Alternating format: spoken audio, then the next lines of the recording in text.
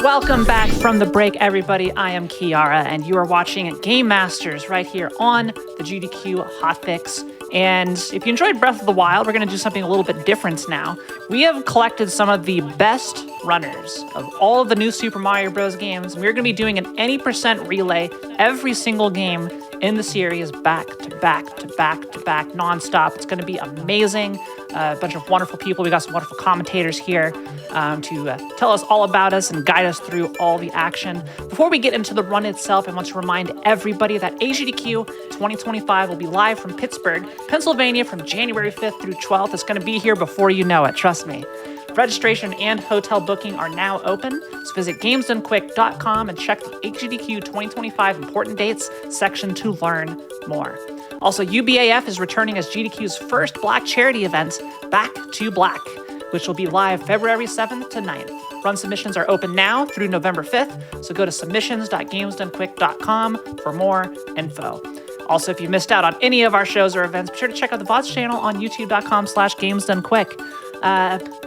Anyway, now that that's out of the way, we got a lot of Mario to play. We only have so much time to do it, and all these runners are going to be going incredibly fast. So I'd like to introduce you to our commentators who will be taking us through this evening. We got Alien and Volza here. Welcome, guys.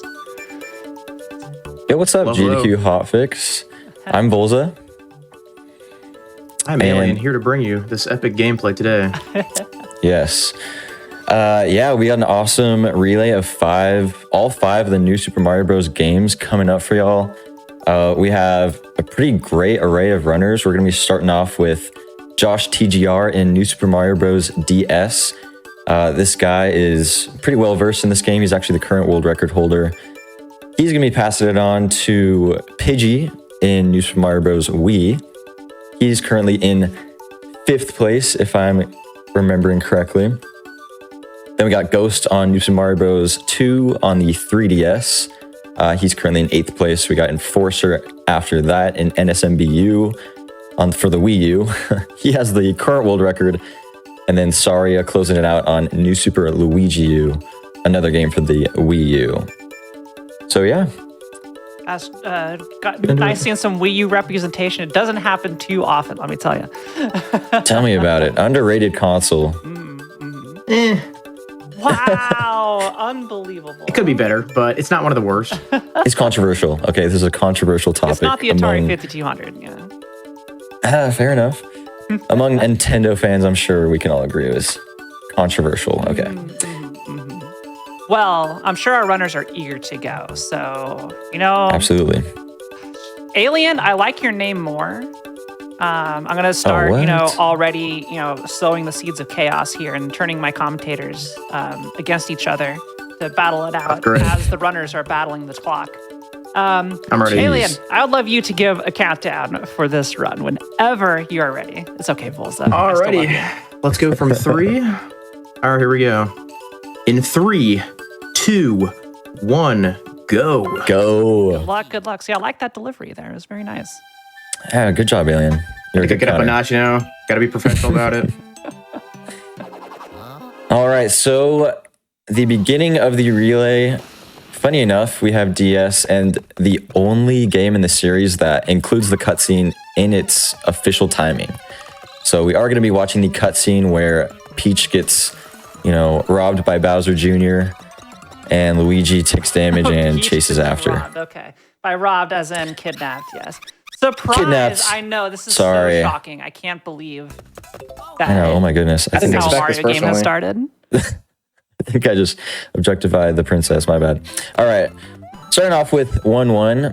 Actually, funny enough, we actually started the run in a sense before 1-1 even started. So for this game, to progress in the fastest way possible, we are going to need the blue shell power-up. And in order to get that the fastest, we are going to need a little red block that spawns on the overworld. And typically, we can only grab that, depending on luck. That's how runs were done for a while.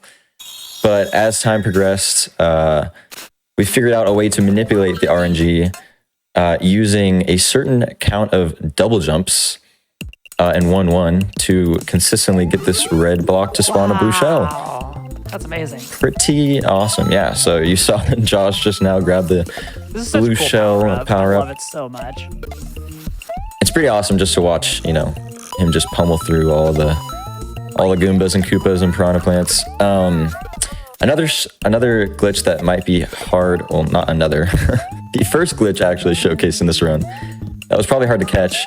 Typically, in the blue shell, Luigi in this case, but Mario and Luigi, they move about 8% slower than running speed in the shell. But using the QSG glitch or quick slide glitch, we can actually get Luigi to move the same speed as running speed in the shell on the ground. Whoa. So yeah, so Josh there did a little combination of inputs to make Luigi go the same speed as running speed. Now moving into one tower, we got Josh doing the task cycle. This whole level depends on the cycles of these blocks here. And yeah, he achieved the task cycle. Sorry, it's all moving a little quick at the beginning of this run. But yeah, good skilled runner here.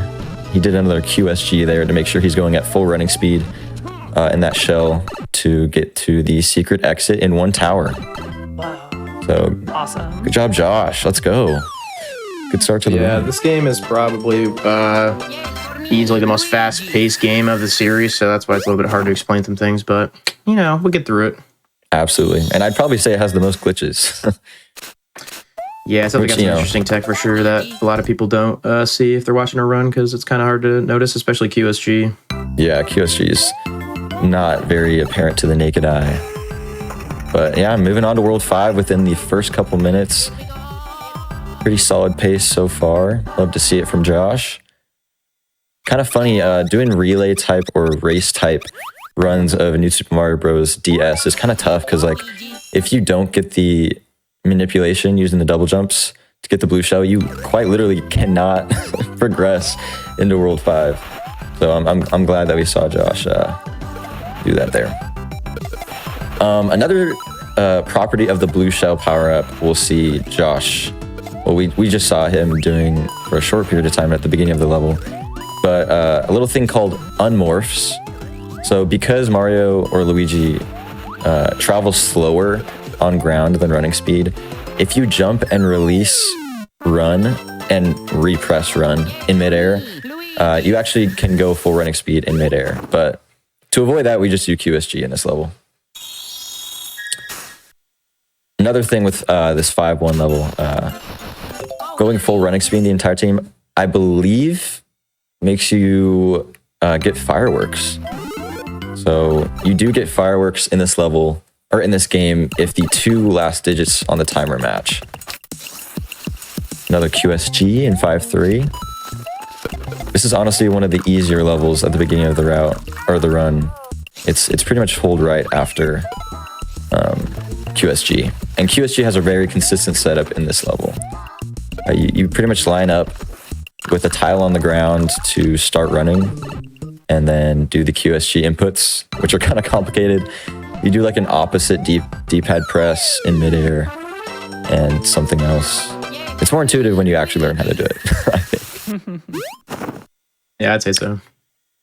Yeah, another secret exit already. Going from 5-2 to 5-3 using this overworld pipe. Kind of cool. We're actually going to see another really cool glitch at the beginning of 5-3. So we'll see Josh here obviously kill the hammer bro, grab this shell and throw it against a downward slope and morph in the shell and get what we call hyperspeed, because it quite literally is hyperspeed. Wow. Amazing. And then we return and do a quick QSG, and now we're going full running speed again. So yeah, and the unfortunate part about hyperspeed, every frame that you spend on the ground, you spend returning to regular speed. Oh, so that's why I want to maintain jumping as much as possible. Exactly. You want to chain as many frame perfect or, low amount of frames on the ground as possible. So now is where we actually get to see Josh differ from the world record route Typically, we'll do even more RNG manipulating here to grab a mini mushroom from the overworld hammer bro and do some like pixel wall jumps, mini wall jumps through this next room here. But it's dependent on too many factors and it is quite difficult to perform. So we're just gonna see Josh doing the slightly, like ever so slightly slower route. Got a little auto scroller here with some kind of freaky looking platforms. These move very like wonkily. Yeah, they're like stopping and they're going down. It's like a, one of those drop rides. Yeah, I know this would be quite scary in real life. Slight optimization you might have not caught there. Josh scrolled his screen using the right bumper there all the way to the right to despawn the pumpkin at the top left of the auto scroller. Because usually you can't just run all the way to the door without hitting a pumpkin. But we can use a little bit of screen scrolling to despawn enemies there. Okay, here we are in the first 7 minutes. Already moving on to another level. Pretty crazy. Yeah, World 8 is a bit like basically the entire run of this. There's a lot of it. The end of World 8, the start of it is actually, there's some pretty hard tricks at the start of it. And then the end of it is also very difficult as well. So yeah, it's a lot to take in. Yeah, I was like, oh no, we're 7 minutes in. So I was like, I hope you're accurate on your estimates. Are we going to finish too fast? Oh, no. Yeah, no, we're already in the last world. Yeah, World 8 is huge in this game. They actually play a little prank on you that we'll see later on. Prank. They do a little trolling. And they do a little trolling. 8-1. These crows in the air are pretty consistent, so as long as you move the same way each time, you won't really have too much trouble. So that's pretty good, because usually crows are inconsistent in Mario games. Yeah. Here we're actually, we'll see the unmorphs that I was talking about earlier, because there's not really a great way to do QSG to where like you can beat the level consistently, because you do a lot of jumping off enemies. And if you're in your shell state, sliding state, you just kill the enemies. So there's a lot of gaps in the ground, so you don't want to be sliding. All right, wow, I don't commentate a lot of DS, but I'm realizing now there's so much content. We're actually going to be seeing Josh go for a shell jump, a midair shell jump, which is a frame perfect trick where if you release and repress jump, this is a rough, explanation of the trick. At exactly when Luigi has 0 Y velocity, you can do an extra jump in the shell. We actually saw him do it in the auto-scroller section, but after this many times, it does lose time. Okay, so he's gonna opt out of it and just do the normal strat. Valiant effort. Yeah, absolutely. I love seeing, I love waiting to see how many times the runner will actually attempt it, because it is absolutely a really difficult trick. But love to see, at least Josh go for it. Show off some frame perfect movement here. Oh, another property. Oh my goodness. You do, this is probably obvious, but you swim quite a lot faster in the blue shell power-up than you do without it. It seems like maybe the blue shell's a little OP. No? Yeah? A little bit, yeah. Maybe a little bit. I mean, I guess if it's the thing that we have for like the entire run, it's pretty good. Absolutely. In the next few levels, though, you will see a little different power-up routing. Yeah, because I imagine if you lose it, it's like, oh, we lost it, reset. Yeah, that is kind of the unfortunate, state of these new Super Mario Bros. Runs, where if you lose the all-powerful power-up, the run kind of ends. I mean, There's not a ton of backing up with the blue shell. Since the dawn of time, right? It's like Super Mario Bros. Fair enough. 3. Your power-up management, 90% is super critical. Absolutely, SMB 1 with the power up in Warpless and stuff like that. We love our just one OP power up. Well, to be fair, SMB 1 had one power up. It was pretty good. Fire flower is great. Yeah. It survived the times. All right, I forgot to mention how hard 8 Tower 1 was, but Josh did a really great job and did a very precise Bowser Jr. kill there. Typically, you cannot kill Bowser Jr. in this stage of the run by just jumping on his head, but there's a very small window to where you can jump on his head there. And then do a very consistent setup of timed jumps to re-hit him. Typically, he throws a shell and you have to re-throw it at him, which is very tough, actually, for the casual runner. So, it's not only faster, but easier, in my opinion, to do those hits. Here we'll really get to show off the shell's swimming speed. Pretty awesome. Yeah, if you have fire here, you're going to lose a pretty significant amount of time. Well, not significant, but I know it's a decent amount of time. So basically, if you're even if you're don't have that much of a top time, you're still going to reset if you don't have a shell here because it does lose a lot. I don't know the exact number, but I know it's a lot. Absolutely. And also, Josh is going to be using these pipes that are going to be pushing out air to get a little bit of speed. Just kind of boost him up. Kind of a fun property if you don't have the shell power up making you swim super fast.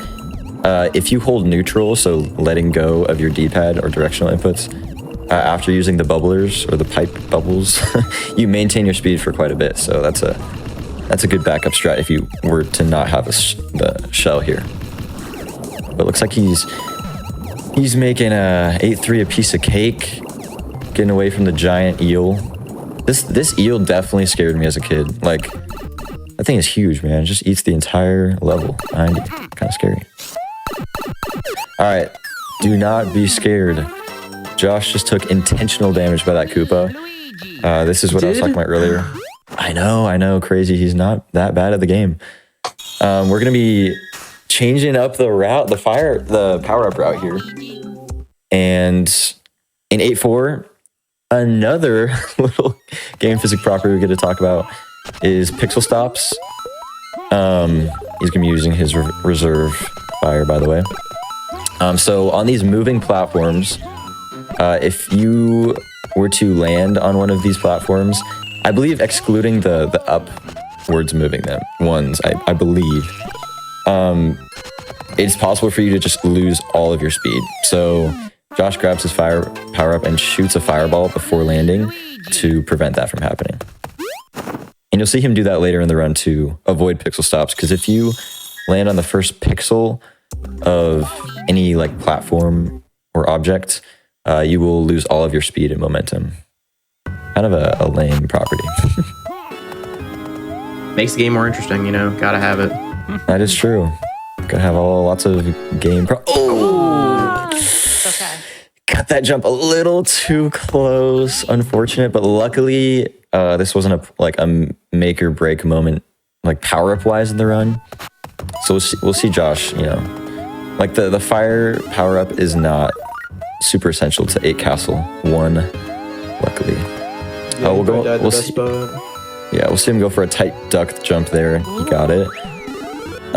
Typically, when you crouch off of any platform or object, you get maximum negative Y velocity.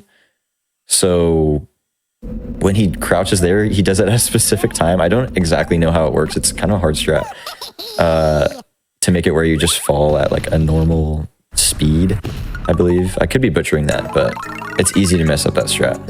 But it's also easy to back up, luckily. So making easy work of Dry Bowser. Or Dry Bowser? Yeah, that's Dry Bowser right there, I think is what everybody I know, that's what they call him. So, yeah, I believe that's the official government name of that's the legal name boss. of this boss, Dry Bowser. Yes, why you dox him like that, dude? What did he do? I know, sorry. Yeah. And the regular Bowser. He didn't do anything. Bowser and the Dry Bowser. He didn't actually do anything. It's quite the opposite, actually. He just stood there. You can just jump over him. Poor Peach, just getting drug all game.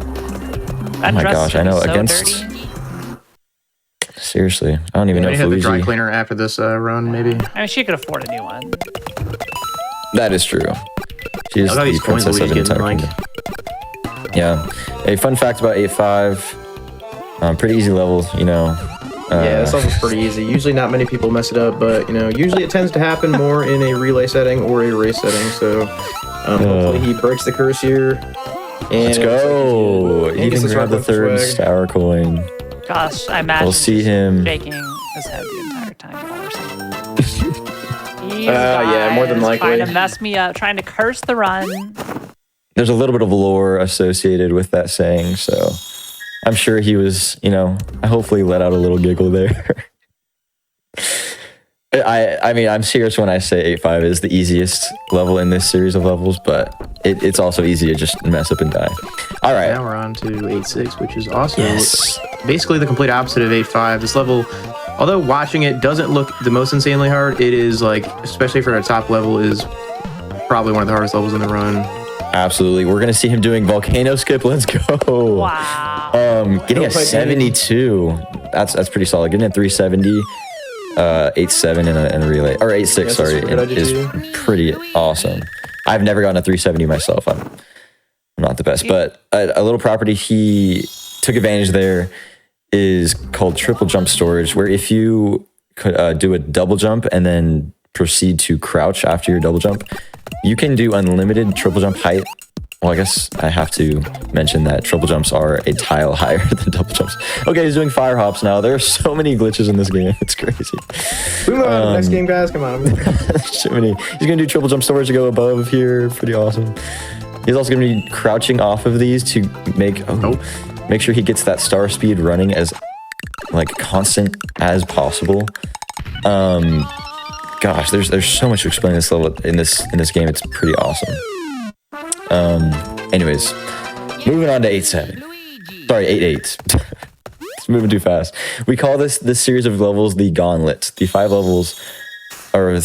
levels of moving up to 8 Castle, Bowser's Castle.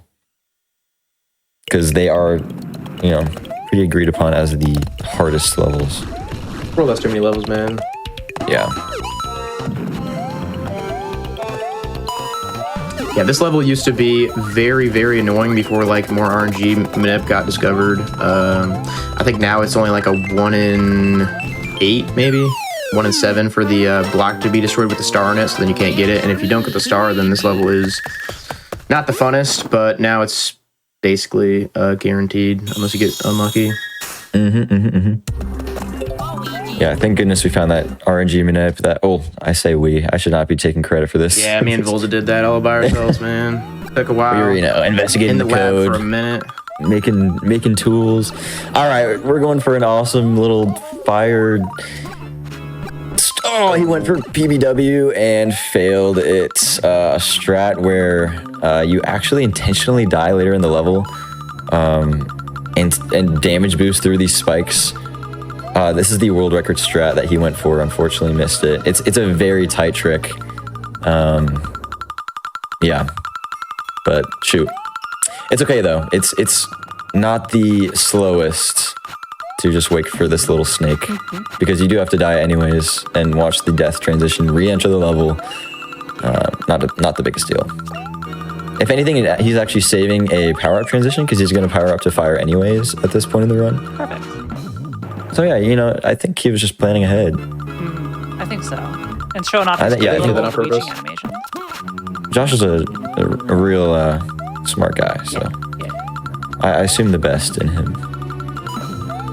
Stand-up guy, Josh. I would like to, applaud this runner. He was grinding for the next 10-second barrier in this game for a very long time. Unfortunately, it was way too hard. I think motivation became a thing.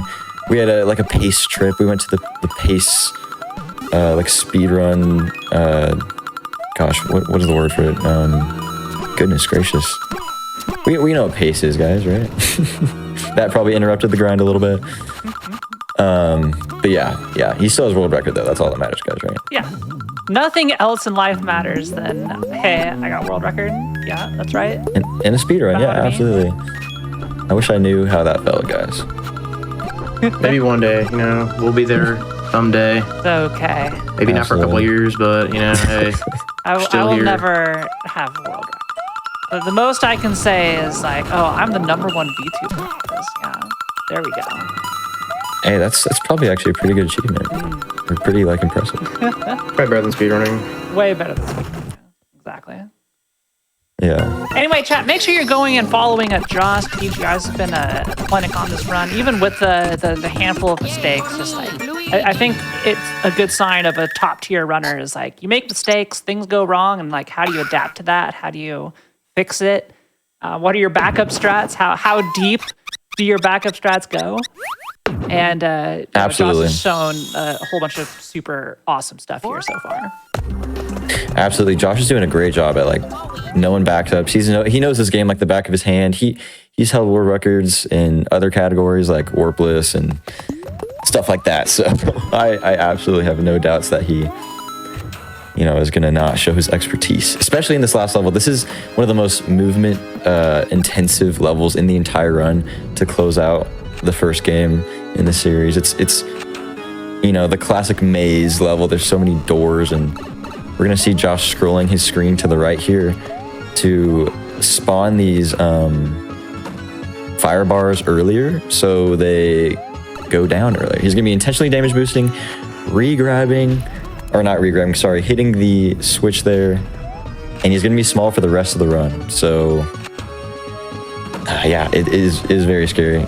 See if he goes for the dry bones jump. Nice job. For those just joining us, this is a relay, so as soon as time is called, we're going to go straight into our next game, which is Super Mario Bros. Wii by Pidgey, and we're going to see how well all 5 of our runners can do. Absolutely. Missing the switch a little bit, but we're good. He's got to work with these swamps now. Fortunately, yeah. We'll see him utilizing that crouch property going off objects or platforms again in order to squeeze through those thwomps. Some funny Mario enemy names. Yeah, thwomps, yeah. I think they're in every Mario, or every new Super Mario Bros. Game. Yeah, I was about to say, I think they were not in the original. So. Yeah, I don't think so. I think they are in... SMB3 is where they came from. Yeah. SMB3 brought us thwomps. Thank you, SMB3. Fun fact, guys. All right. Alrighty. We are going to be ending time on the Switch, but to get to the Switch... I want to give a quick shout out to Yipley. Shout out Yipley. Super mod. And he loves this jump that's about to come up, so just give a big shout out to him. This is called Bowser Jump. Bowser Jr. Very tight jump on to Bowser Jr. Over Bowser. Let's go. GG. Solid 23 from Josh, and we're going to be immediately moving on to Pidgey. Right into 1-1 in New Super Mario Bros. Wii. GG, Josh. Awesome time, dude. For, a GDQ showcase. That is just awesome, man. And honestly, could have 22'd without that death in 8. Yeah. What was it? 8-5? No, 8-6. No. What was it? I'm forgetting. Something. It was one of the levels. Something like that. But now here we are on to NSMB Wii, which is me and Volza's strong suit. You'll get all the facts and secrets here into 1-1, which we'll be grabbing the propeller mushroom, which is basically like the blue shell in NSMB. We're going to be keeping this for a long time, and there's not many backups, so losing it is going to lose us a little bit of time, but it's kind of hard to at the start, but anything's possible. Yeah, anything is possible. I would like to point out Pidgey had a super duper clean 1-1. 1-1 has so many minor speed optimizations. And Pidgey really did a lot of them, except Goomba Boost, which is frame perfect. He got the dumb shell strat to grab the propeller, which is the fastest way to grab the propeller RTA. Dumb shells. And RTA runs, I should say. Isn't it a great shell or strat name? We love our strat names in this game. Something are, half the fun of speedrunning, I feel. Something everyone will notice in this game is there is a lot of strat names that are coming up that are just basically brain rot off the top of the head as soon as the founder's a thing. We got G-Zord kicks. That's what. Okay, so G-Zord kicks, is that what they're called? Yeah, the wall kicks to grab the star in 1-2. And he actually lost time doing that.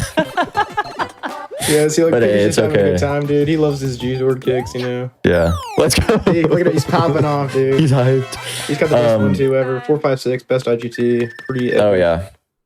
We've had our fair share of motion controls already in this run, but you're going to see them even more in 1-3. We're going to actually see him using the propeller mushroom. Well, he did technically use it in 1-1 to spin to the flagpole. But in 1-2, you saw him tilting the Wii remote. You didn't see him actually tilt the Wii remote, but tilting the platforms.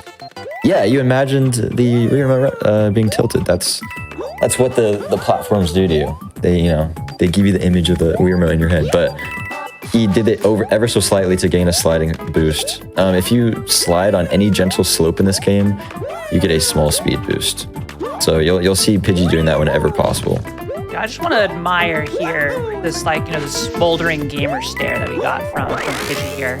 That this is a pretty good pose here for intense. He's got the resting gamer face for sure. sure. Can we get a 1 through 10 rating of the stance here? I give Pidgey a 10. I think a 1 out of 10. It's a really good, really. I'm giving it an 8, I think. Yeah, if I don't see more 5 or 6s, I don't know, I might write. Nah, I'm just kidding. This guy's a pretty good looking guy. I got to see this guy in person. Run some multiplayer with this guy in this game. He's even better looking in person. Wow, unbelievable. Yeah, he gives it a 12 out of 10. I think that's pretty good. I love how no one rated him except himself. All right, we got a 2. Okay, shout out to Peace for giving him a 2. A little low, but it could definitely be improved, I think. Yeah, He looks kind of sad about that though. I think he's he took it to heart. Oh, we got him smiling and stuff. All right, it's fine. We got a 12 though from himself, so that's better than 2. Dang. And we got everyone just straight up ignoring Toad. Yeah, Toad just got kidnapped or Toad napped. We would be horrible on our job as commentators if we weren't trying to get the person who cannot talk back to us to break. While we see them on screen. And we have seen him, break multiple times already. I think we're doing our job quite well. Yeah. Pidgey's an easy target. He's just having fun, enjoying himself, Alien and Kiara, I'm happy you're here with me to pray on the downfall of Pidgey here. Oh yeah, all right. Yeah, look at him. You can tell he's nervous. He's rocking back and forth in the chair. He can't keep himself steady. He just told me to shut up to the screen. I didn't like that very much. Oh my goodness. Okay, here we are in 5-1. He's gonna have to continue to perform here. That's true. That's true. Shut us up with your awesome strats. Okay, funny thing about 5-1, there is a roulette block coming up. For years, we hit it from the top. Oh, he's in it from the bottom. Let's go. We thought it was faster to just ground pound onto the roulette block to consistently grab the star. But in recent months, we discovered it's actually not significant, but a few tenths of a second faster to grab it from the bottom. So that is the new optimal strat. I just think it's so funny how we're excited. We didn't learn for forever. Nice water skip from Pidgey. Love it, love it. Decent strat name, not much thought behind it. Just he's skipping over the water. Water skip. It's funny because you actually go in the water, so it's not even that. Yeah, we're not really skipping the water. I think we should change it to piranha flyover. You go under one of the piranhas, don't you? Yeah, you fly over a couple, so it's kind of just the vibe of it, really. Yeah, it's the best we can get, honestly. But as you can tell, this game is not as fast paced as NSBDS. We can have a little bit of banter here. Yeah.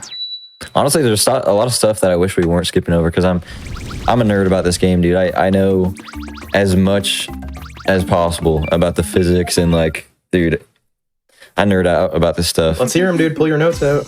Dude, I got my notes. Well, actually, the only game I don't have notes on is this game because I'm I got it all in the brain. It's all in the dome. It's all in the dome.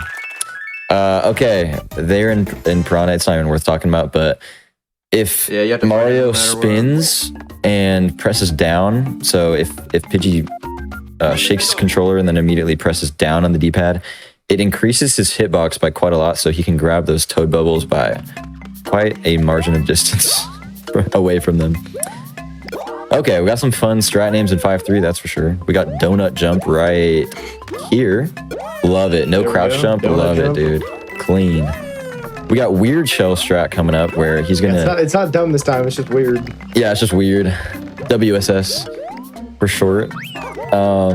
He's actually gonna use the singing, or not the singing, the dancing of the Koopa aligned with the music of the, in-game music to jump on the Koopa and use him to damage boost through the Bramble there.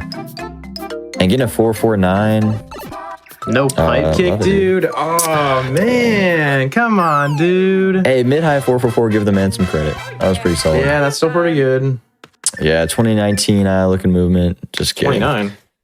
2019. I thought you said 29. I was like, it's not that late yet. 2009, that's, I don't think people even... I think back then people did 5-2 over 5-3.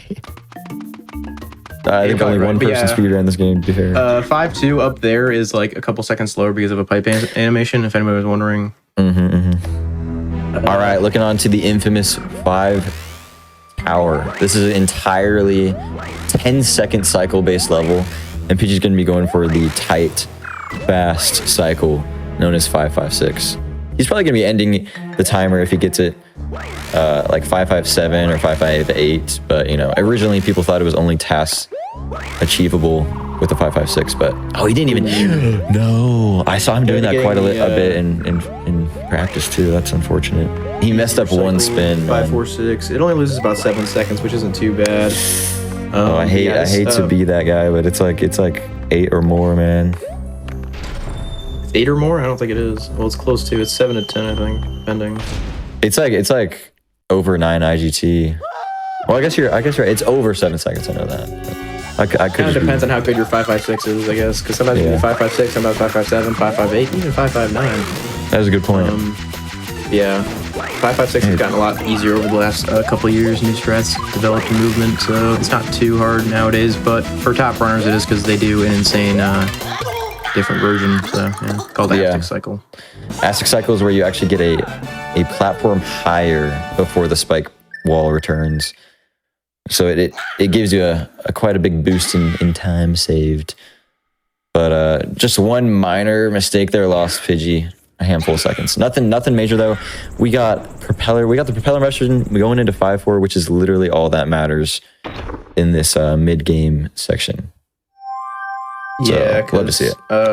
5-4 coming up is very heavily. You're gonna need the prop for it because basically there's a raft that you normally ride that takes about 1 minute and 20 seconds, or not 1 minute 20 seconds, but it's like. Well, actually, sorry, it saves a minute and 20 seconds if you use prop. Yeah, basically, you're supposed to go out through this, like, it's technically an auto-scroller through the level, but you can save about 1 minute and 20 seconds with prop with some pretty clean movement, so we will see it. I also missed it. Well, actually, I can watch the restream. Pidgey, he took forever to on that save prompt. I didn't even catch that. But he prompted to not save. So the advantage to saving is if you fail and die in 5-4, you can reset your console and go back to the save point, which is right before 5-4, and try it again without losing as much time as you would without riding the raft.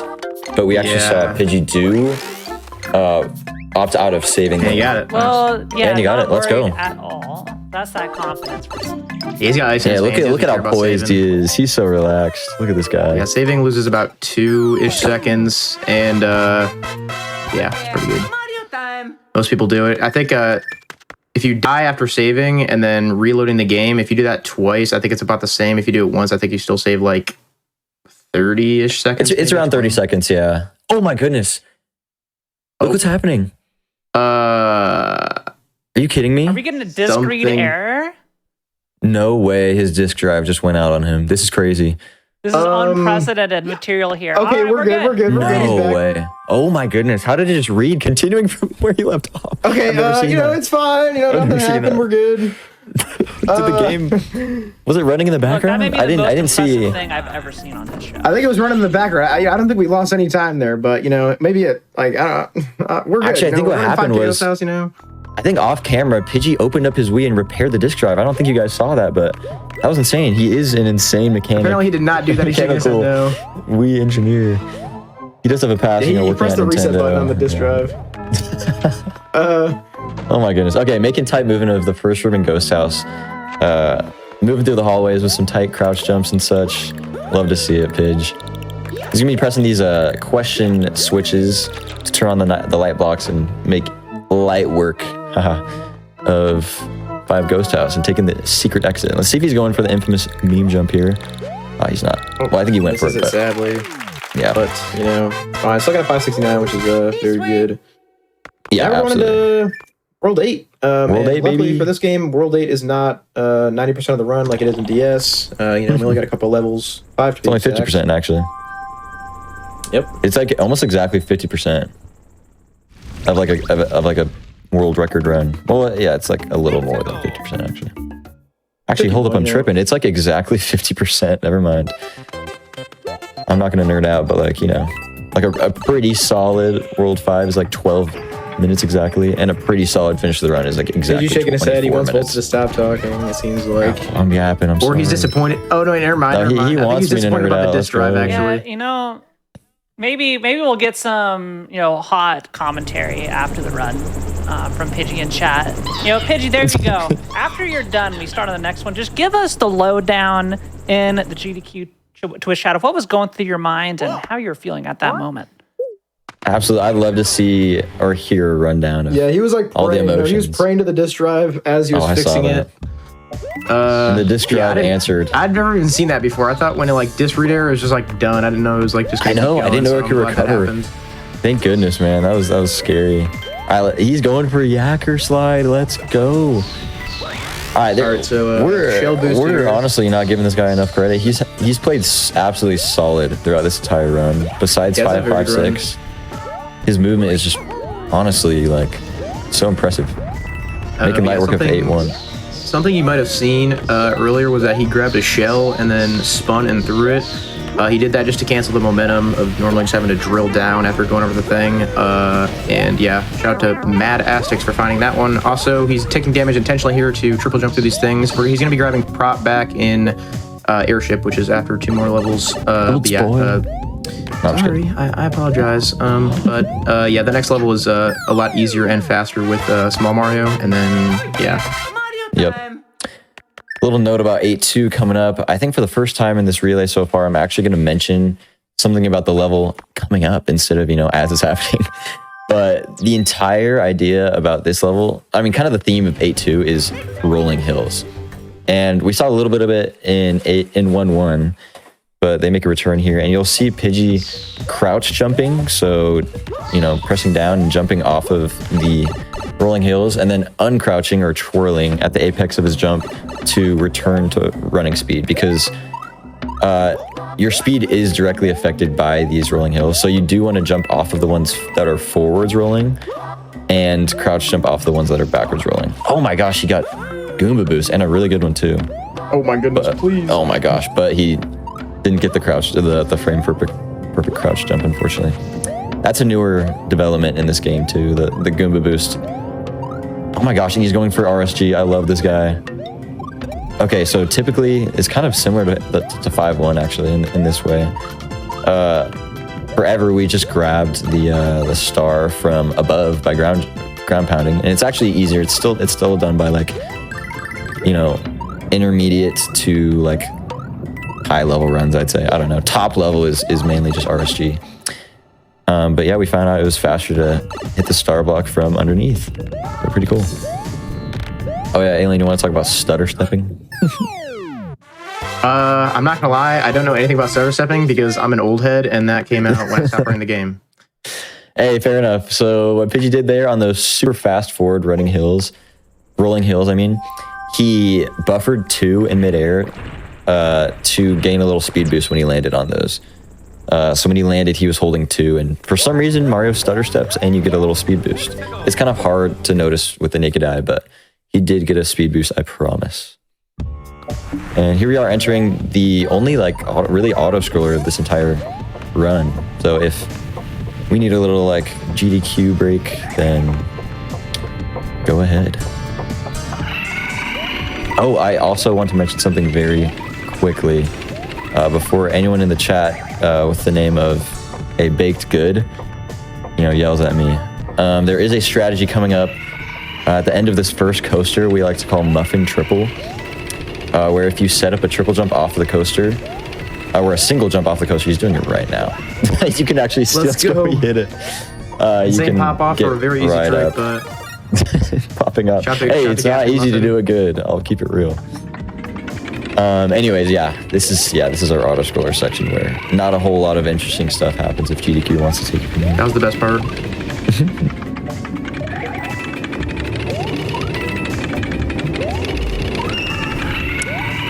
Or maybe not. I don't know. I don't know if we had a planned break here or not. But no, we're continuing on straight through all the way. We're going to be good. Yeah, the runs are going to continue. We're going to make sure we get everything that we need done. Okay, make sure y'all can go. This is also really cool. I love this stage. Yeah, this This level's so I think fun. casually It's is so fun probably to a lot play of people's casually. favorite level. Absolutely. I think it stuck with a lot of people after, the game initial release. People were like, oh. Okay, he's trying to swag out right now. He's like sitting on the tail, Chill out, Yeah, dude. Mario's, 1 foot hanging off. Oh my gosh. Oh my god, please! Oh my gosh. God. Was that just So, showing yeah. off right there? Absolutely not. That. That was showing off death almost. Yeah. Similar to NSMB DS, if you jump off the last pixel of this roller coaster or bone coaster, you lose all of the momentum gained by the coaster. So that's what Pidgey did there. If you go barely too far off the coaster, jump off the last pixel, you lose all your speed. So getting at 339, not bad. ultimately only losing 1 in-game second. So yeah, it's like the IGTs Love to I'd be see getting it. normally. So pretty good, dude. I'm proud of you. yeah, Alien with the old head IGTs. Yeah, I'm the unk of this game, sadly.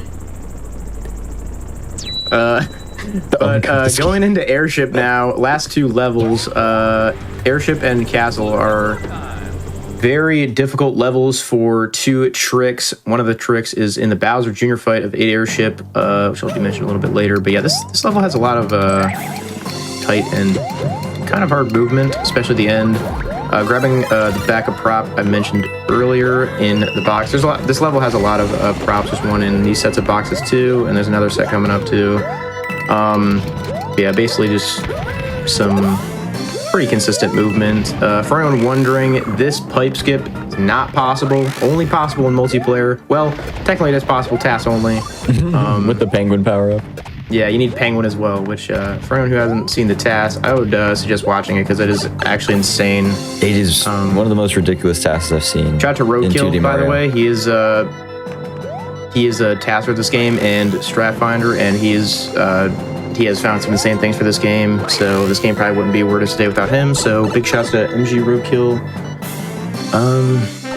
Yeah, moving through. There, he's going to be going for a pretty tight crouch jump here. Nice.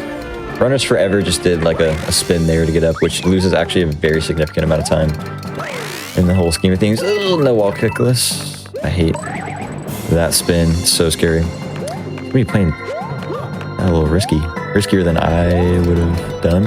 412 or high 411 pipe. Solid airship movement overall. All right, can we get some hype in the chat for Bombless here? This is the most signature speedrun trick of this entire game. You ultimately skip the intended way to beat Bowser Jr. So let's just watch and appreciate. Nice, getting first hit. Come on, coding. Oh, so Missed close. it. But he still did save a little bit there, so pretty good. Yeah. Yeah, basically, normally you're supposed to hit Bowser Jr. Nice, gets the third Okay. fastest bombless possible. You love to see it, Pidge. You normally, Bowser Jr. shoots those bombs, and you have to hit him with 3 of them, but if you do a specific setup, you can ground pound him with a small window, and if you do it optimally, it saves 23 seconds, I think. And different variations save different things. Shout out to the wave right there by Pidgey. There's no real concrete amount of time it saves because there's so many variations of bombs. Yeah, there's way different variations, but it's very fast. Let's just say that. All right, into the final level now. 8 Castle. This is just flying by. In under 50 minutes, we're gonna have 2 mainline Mario games. Whoa! Never say never. All right. Whoa. He's locked in though. Don't be underestimating my boy. We're actually going to see a pretty recent. I say pretty recent, but in reality, it's actually been over a year since the insert strat name here got discovered. But I'll talk about it after the Bowser fight, the initial Bowser fight. We're gonna talk about this epic. He slid there on purpose to do these fire bars consistently. But yeah, this first room is kind of cycle based a little bit. Yeah, that Podoboo ultimately locks how fast you can go. Unless you're Big Cheese, and you can skip that Podoboo with insanely optimized movement. And a little spin there, and he's in the pipe at a 656, which is the best Pretty good. you can get without Podoboo skip. I'm sorry, Big Cheese. Hey, shout out Scott Mac Freedom, by the way, for the raid. Another auto scroller. This is only about like 40-ish seconds, I think. I think you would know the best. Yeah, I would know. I've played this about maybe 200 times in the last week. Don't ask. Yeah, no, you just, shouldn't. yeah, nothing really much to save time here. I guess the pipe. There's the pipe entry at the end. You know, you can do it fast. But yeah. I'm surprised you're not swagging out a little bit. Yeah, come on, dude. To be fair, Pidgey uses this super intricate setup to where he enters that pipe perfectly every time by landing on that platform at a consistent moment. It's kind of ridiculous how he does it because the platforms shake for a random amount of time every time you land on them. So I don't know how it works every time. I have seen him die once, though, to be fair. All right. It's a good thing it wasn't this time, though. Absolutely. All right, here we got some randomly generated Bowser fireballs. Actually, funny enough, the only game in the new Super Mario Bros. Series where they're randomly generated. In the next 3 games, they all have a consistent pattern. So players are, you know, they don't even have to react. They have a premeditated movement to dodge them. But here you have to Bowser's dead, guys. react very quickly.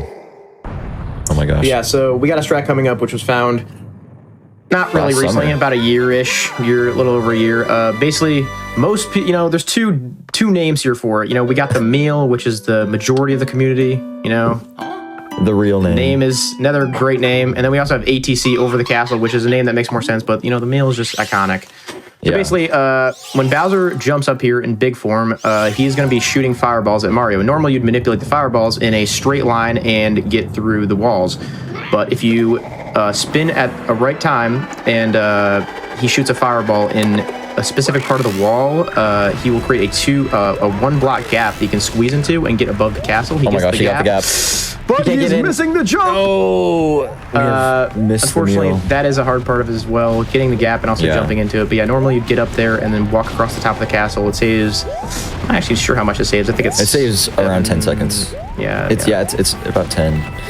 Unfortunately, I Depends how mean, fast you get think the about it gap. this way: the fastest way RTA to get through this, like before the meal, uses 6 fireballs. With the meal, it only uses 1, Yeah. which is why one runner in particular Oh my gosh! And he loses prop lost there. prop, Luckily, right here. the backup prop is Best place to right lose there. prop, really. Honestly, they probably only lost like a second and a half or something like that. In escape now, just some platforms, and then time will be coming up in about Oh my goodness. 10 seconds. Some silly movement here from Pidge. It's okay. It's all okay. good. yeah. Can we see a Thomas strategy though, Pidgey? Come on. Thomas, come on. Shout out Thomas Strat. There we go. A little slow, but, it does steady. this time. GG Pidgey. PG. Good run. GG That was a Pidgey. good run. I mean, with a 25, dude, I love to see a 25, man. That's solid. I saw him on the edge of his seat during that escape, though. I can't lie. Yeah, he looked like he was scared. You know, he was a little creaky. He needed some WD-40. He made it through though. Yep. Oh, I think we got. I gotta enter his stream. And it's gonna be 2 now. Everyone can get their blankets and go to bed for the next 25 minutes. If they'd like. Wow. Relax, relax. Unbelievable. I'm sorry, but you know, some people agree with me. You know, Yeah, it's, I can't let you attack Ghost like that right at the start of this run. I've never played the game No way. Big before, shout out but to you know, Ghost. it's Go follow Ghost. Has been on the show a long while ago with Super Mario Galaxy, and now turning a new leaf in a different dimension. Absolutely. Of Mario here, and Yeah. Ghost also kind of headed up the organization of getting all the crew together. So big shout outs to Ghost. Absolutely. Without him reaching out to me, this wouldn't have happened. So. Yeah, shout out Ghost for putting this all together. Very valued community member and recent grinder of NSMB2. You know, climbing up the leaderboards recently. He got his first OX in the past couple months. I think actually in the past month or so. But so you'll see him doing movement within like 5 seconds of world record. The speedrun leaderboard is very cramped up at the top, as a lot of these levels you'll see are very hold right. We actually have a few minutes of auto scrollers too, but you know, don't let it distract you from the fact that this is a mainline new Super Mario Bros. Series game, and you know, it's just as good as the others, guys. Come on. It counts guys. just as much as the others, except NSLU. That's just a DLC, but you know, we like to include Luigi in the fun, unfortunately. No, we love Luigi, just not his game. Okay, so if you haven't already noticed, Ghost is small Mario in World 1. And in all of the levels except for 1, 2, of course, he is just held right. One thing you might have noticed is that he has grabbed 2,000, the 2,000 point mark on the flagpole at the end of each level, which can be achieved by doing a full triple jump. It prompts the shortest animation of Mario sliding down the pole. So he's going to be aiming for 2,000 points or close to 2,000 points on every flagpole in this game. Whoa. Yeah, it's kind of funny, but another funny part of that is that there are different points of 2,000 points that are faster. So anyways, we're going to see Ghosts in one tower here doing some wacky movement. This is early on one of the hardest levels in the entire run. Very easy to mess up. It is also cycle based, so honestly props to Ghost for backing that up the way he did. He told me prior to the run he was going for a 488 door, which is, I think you can get a 489, but 488 is, obviously super fast. I wish he could have shown it off, but 481, pretty solid. Doing that triple jump up to the flagpole. Nice one tower Ghost. Shaking his head, obviously a little disappointed, but nothing to be too worked up about. But yeah, similar to NSMB DS, the first game in the series, we're going to see a secret exit in the tower of World 1, moving on to a cannon. Also, another unique part of this game, the cannons are different from any other game. Well, I guess only 3 of the games have cannons at all. But you actually get to play the cannon levels, and you have to beat them to progress onto the next world. Unfortunately, Mario is locked in a running state, so you don't have a lot of control other than jumping.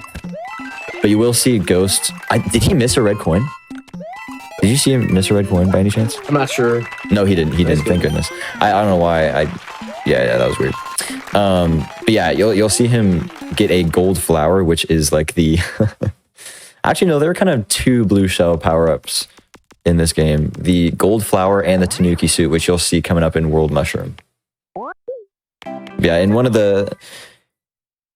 of the 2 secret or special worlds in this game, we see Ghost here. And we're actually going to see him grabbing a secret star block here, very hidden spot, to give Mario a very big boost in horizontal speed. And then grabbing that 2,000 mark, hopefully. Okay, let's go. Hey, getting a 476. He's ever been in his life. Getting a 476 is a good achievement. I think that's the best IGT you can get in that level. And I think it's actually tight because you have to get a very good star grab, which he did. Unfortunately, not getting the best spot on the flagpole, so losing a few frames, but yeah, we need to just overall very good. We need to clip that out. Just cut out Ghost camera here, right? You just need to put that pop off over anything that happens that is exciting, and it'll just make it 10 times better. Like, he's actually whoever wins the World Series, like, all right, slap that on there. It'd be applicable. Let's go. Epic Ghost reaction. Love to see it. He's actually, moving through this auto scroller at very optimal speed. So, I kind of expect another pop off pretty soon here. This is perfect auto scroller movement so far. It's kind of funny. I just kind of glossed over the fact that he grabbed the gold flower. The reason he does this is there are very minor optimizations at the end of this level, where you kill an urchin, one of those purple urchins, to enter the pipe quicker. Without the gold flower, you can't just, cause an explosion that kills the urchins. So that's why he grabs it. And very conveniently, there is a roulette block that includes a gold flower coming up near the checkpoint here, that he's going to be using to grab a reserve gold flower. So really grabbing 2 gold flowers in subsequent levels. Using the in-game timer, I'm assuming that's what he uses to time that roulette block. That's what I use. I think he shot the fire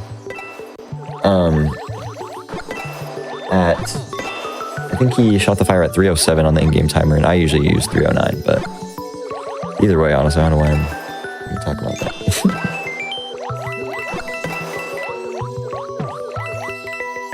All right, here we're going to see him going as far to the right on the screen as possible to shoot the wall and kill the sea urchin and the block will move so he can enter the pipe as soon as possible. He's going to be mashing the jump/swim buttons as fast as he can here.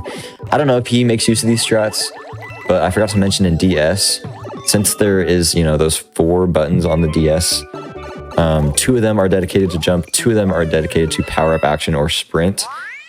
And you can actually kind of like rest your thumb in between those 2 buttons to mash jump or swim super quickly to make Mario swim up super quickly. You saw Josh do that in 8-2, moving up quite a lot. So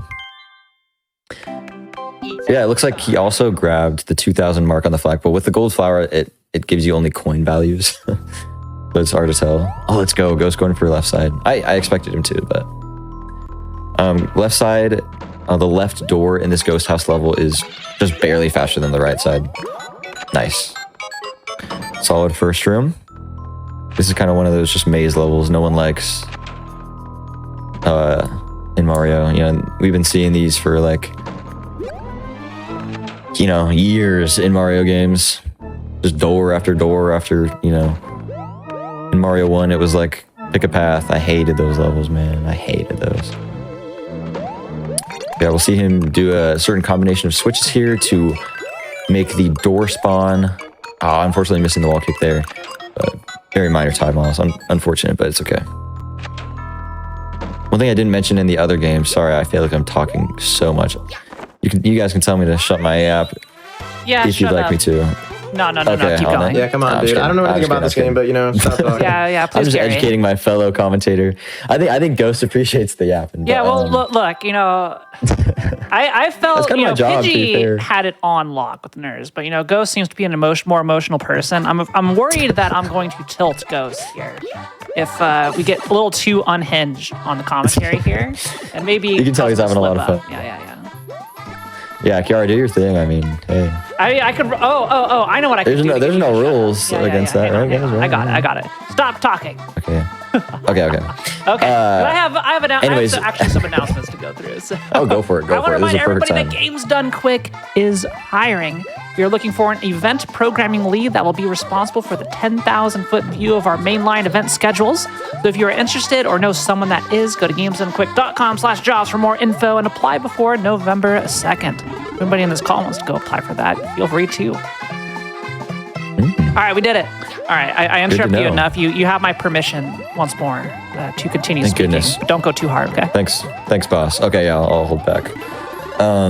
Yeah, as I was going to mention, there are doors in all these games, believe it or not, guys.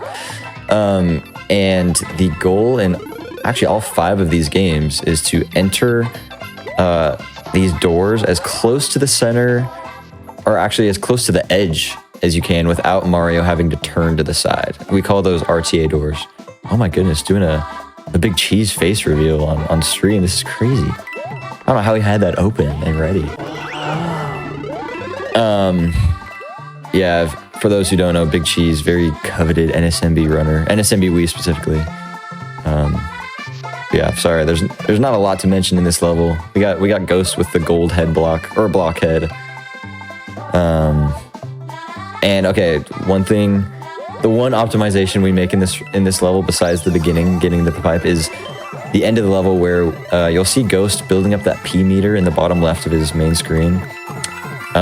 Once Mario fills up that P meter by running, similar to Mario 3 and Mario World actually, he is able to fly with the Tanuki suit.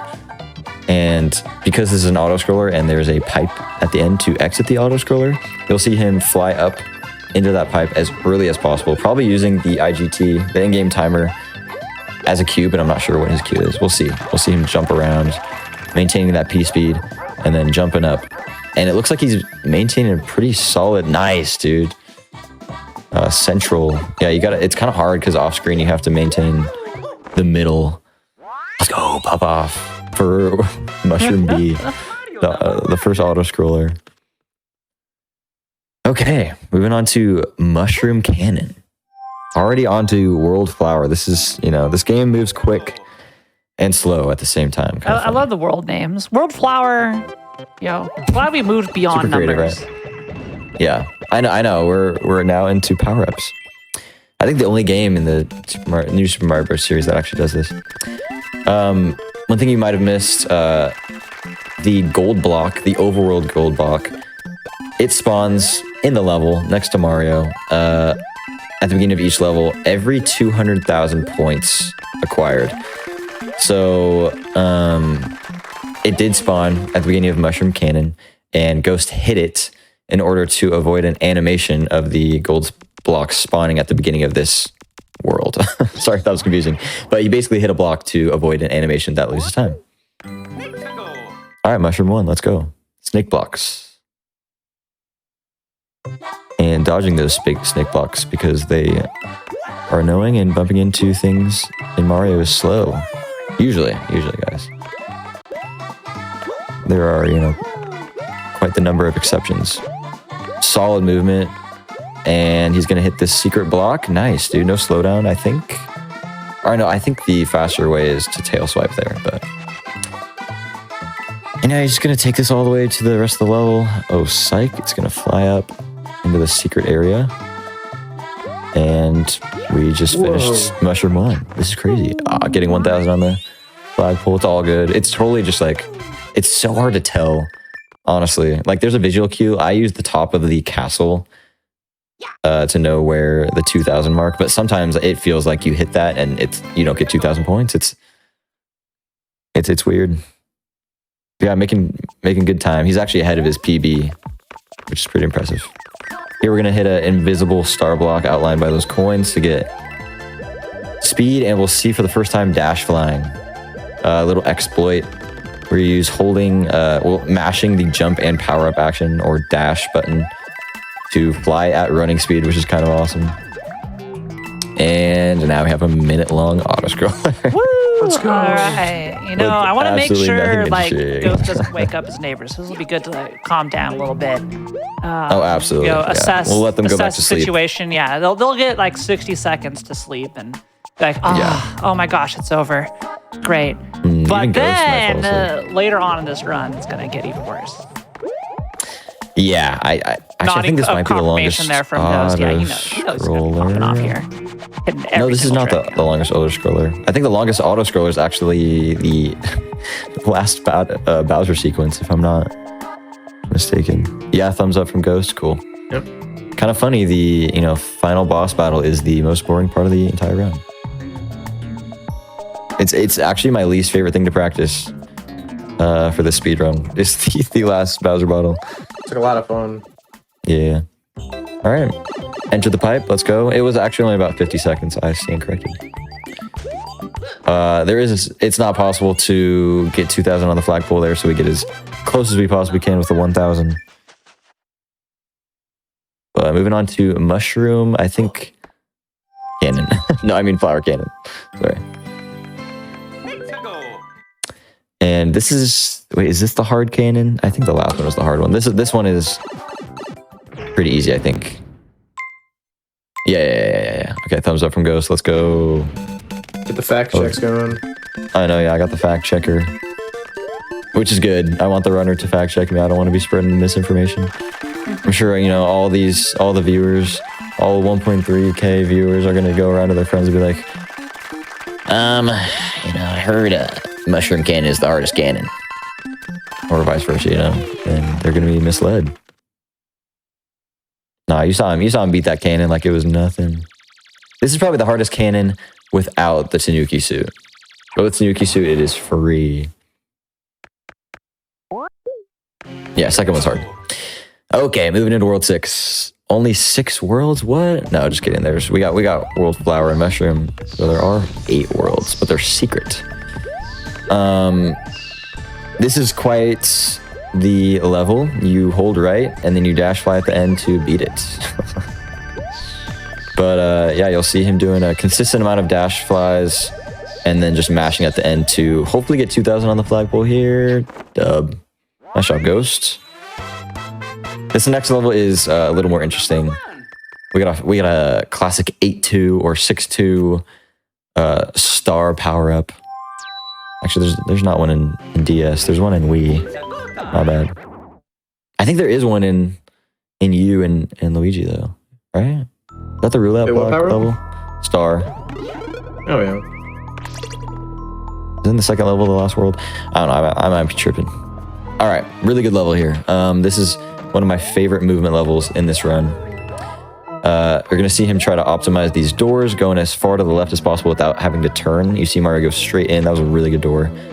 Hitting the switch using a tight jump to go around that corner. Solid 483 door. That's what you want.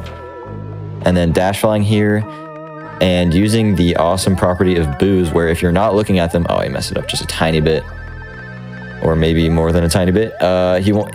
Typically, you're gonna face away from the boo there, but using your momentum, forward momentum, to go towards the door, but making the boo stop at a consistent time to hit that switch. Yeah, making light work of Ghost House. Only losing like 2 or 3 seconds there, so nothing too major. You usually want like a low 460 IGT there. Nothing to worry about. Moving into 6-2. Oh wait, I totally said 6-2 is the second level of the world, but Ghost House is actually the second level of the world. Very fun. All right, this level's kind of cool. It's hold right for a lot of it, but there's this cool star grab. You'll see him flutter for like a few frames here, so he lands on this platform early and can build up his P speed early. Very nice. Star coin for swag, love it. And you'll see him jump and then wall kick up to this secret little star power up, maintaining P speed. Not doing the world record strats that our fellow chat mate CAD discovered. However, getting a really optimal 262. Solid, dude. Love to see it. The strat that CAD discovered here was you lose your P speed on purpose so that you can do a crouch jump into the pipe there, which is faster than a standing pipe entry. Because you can't crouch jump, unfortunately, with P speed. All right. This is actually the most movement impressive level in the entire New Super Mario Bros. 2 run. We're going to see some awesome jumping, some hitting these burner blocks, P speed, flying through this level. Oh my gosh, there's just too much to talk about in real time. He's going to swipe this upcoming block to land on it. Nice. And then barely get through these burners and get up to the door at a 469. Solid, incredible. Solid.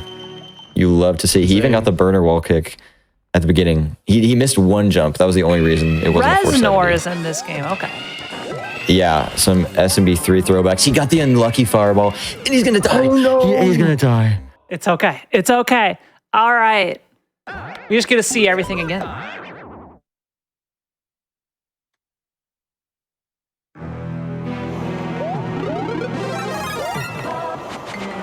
All right, Ghost. Not so cool now, huh? Having to do it like the rest of us, huh?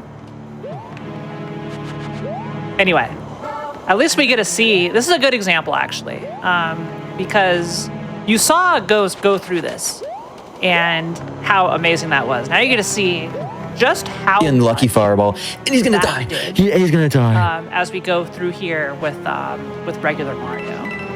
So it really was just like super impressive, like going through there with the power up. I'm glad we got to see it.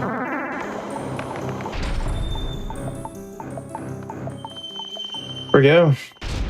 Hopefully we can make it through this time. I think he's gonna play it safer, or actually probably gonna do the same thing. But we'll see it this time. I think it's gonna go good this time. Yep, there we go. Yeah. So the other one didn't happen. We're good. Yeah, we didn't even see that last one. But we were back. Yo, can you guys hear me on stream? Hello. Should be able to. Hello. Sorry about that. My PC blue screened. Pretty awesome. Wonderful. Yeah, just make sure you got everything back online, back stream. I believe so. I got the same stream key. Give us a 1 in chat if you can hear Volza. That'll at least be our surefire way after like 30 seconds of stream delay. So in the meantime, we're going to be sweating. Like, oh my gosh, can they? Oh no. Anyway, Ghost holding right and jumping. I'm trying to be Volza here. Oh yeah, some awesome swings and some birds. We're dodging some birds. We're going Yes, through. dodging the and, birds. Yeah, hit 2,000 on the flagpole, which is exactly what Ghost was going for. Let's go. Kiara knows Okay, the we can hear stuff. him. Let's go. And we can hear you. You're good. Lots of ones in these chat. We got ones. a 2 from Tark. I don't know what that entails, but Yeah, the 2 a little fraudulent, but you know, it is what it is. okay, that means that my PC won't blue screen for the rest of the race. Let's go. Yeah, that's right. We got the disc read error. Your computer crash is great.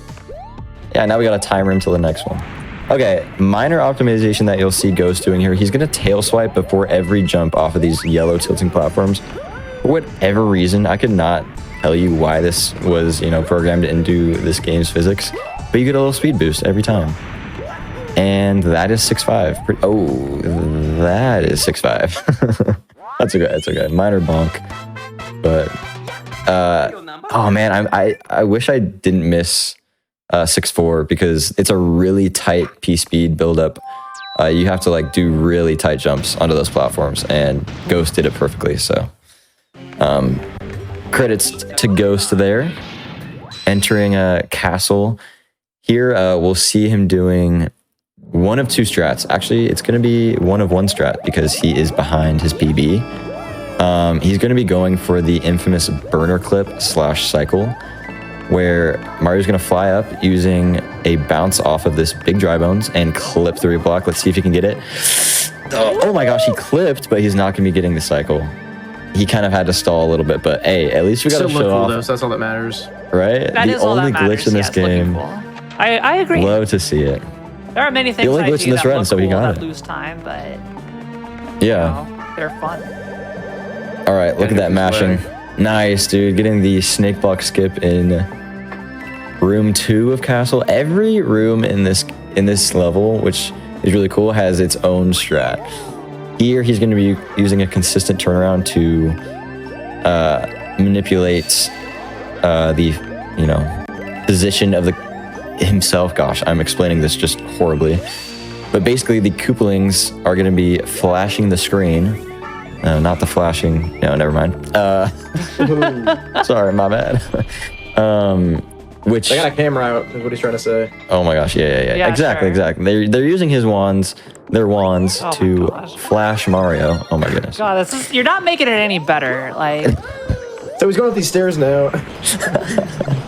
He grabbed the gold flower, guys. This is crazy. He's gonna kill Bowser in 1 fireball. This is crazy that you can even do this. You can kill Bowser with a fireball. Don't think this should be allowed, but it is. Back in the day, you used to use the Tanuki Salute to just fly over Bowser using a wall kick, but... All right, moving into the auto-scroller of the final Bowser fight. Believe it or not, guys. I love this. We're getting the stretching. The best. Let's go. Here. No way he's doing the stretch. And the jumping jacks. Yep. All right, chat. You should join Ghost here. This is exactly what you should do. You should not sit in a chair like I am doing. Get the high knees going. If you can, stretch out, get in there, loose. get your stretches in. This is perfect. Good form. Good jumping jacks. Thank you so much, Ghost, for demonstrating good technique here. Yeah. Absolutely. Yeah, I mean, chat, you can't see it, but everyone... I know, I hired physical Ghost. Trainer, yeah. Chat, you can't tell, but everyone here in the commentator booth, we're all doing, jumping jacks too. Yeah, I did 30 right exactly there. Right now. How many did you do? Yeah, I hit 50. I had pretty proud. 1. You did 1? Okay. I just threw some WD-40 under my knees and I was all good to go. Awesome. Okay.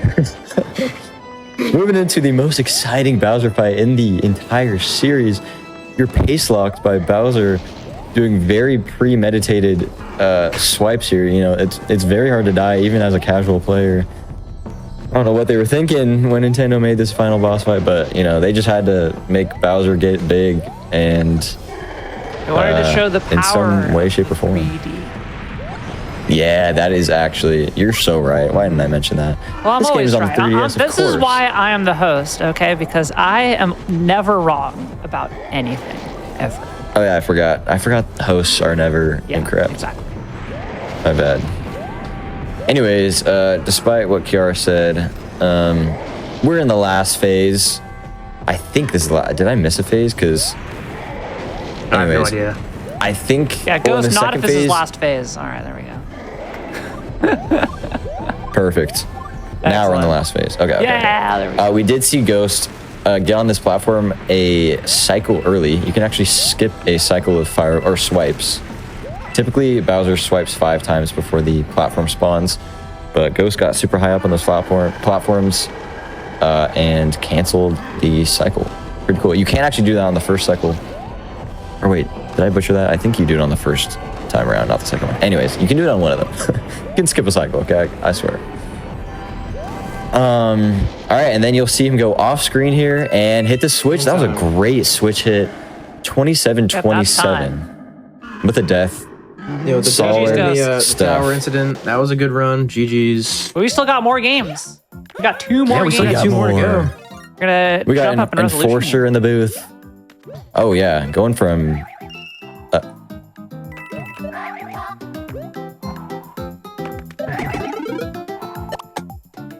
hey, word from Ghost saying that wasn't bad. Not I agree, bad. that was We'll pretty take solid. it. We will take it. Yeah. Absolutely. We got enforcer now, current world record holder, and fire router, which we'll learn what that means later on in the run of this game. And already in 1-1 in classic NSMB fashion. Actually, not really. Never mind. The past 2 out of the 3 first games, you actually stay small for 1-1. So I stand corrected. He's grabbing the acorn, guys. The P acorn.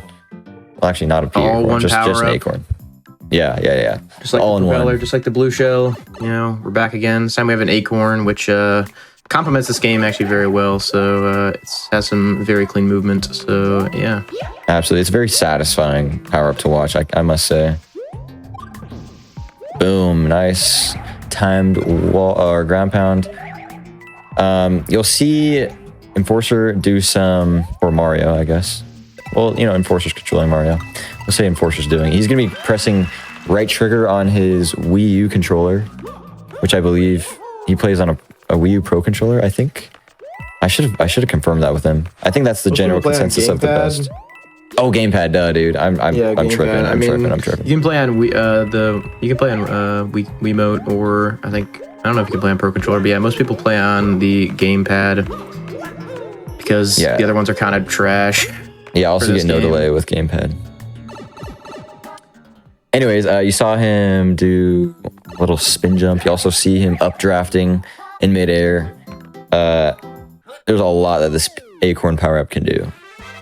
You also saw Enforcer take a secret exit. Yeah. This is the first game I kind of caught on to Nintendo really driving in. You get one new feature per Mario game and they put it everywhere. So in this case, the tails are literally everywhere in this video game. Absolutely. In the backgrounds, Yeah. some of the enemies got them. Yeah, I didn't even really think about it, but going back even to Super Mario World, where Yoshi was a thing. Oh my goodness! Then everything was a dinosaur in that game. So. Yoshi's Island, yeah. NSMB Wii, that was kind of just, and NSMB DS, they kind of just they were there, stuck to their classic Mario fashion. Okay, I think that Enforcer will be doing every time that Mario is, starting at a standstill.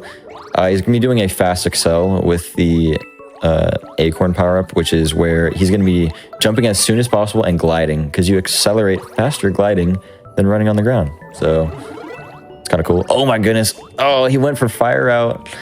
There's a really tight fire grab there. And if you can do it fast, then there's actually a route, a completely different power-up route in this game.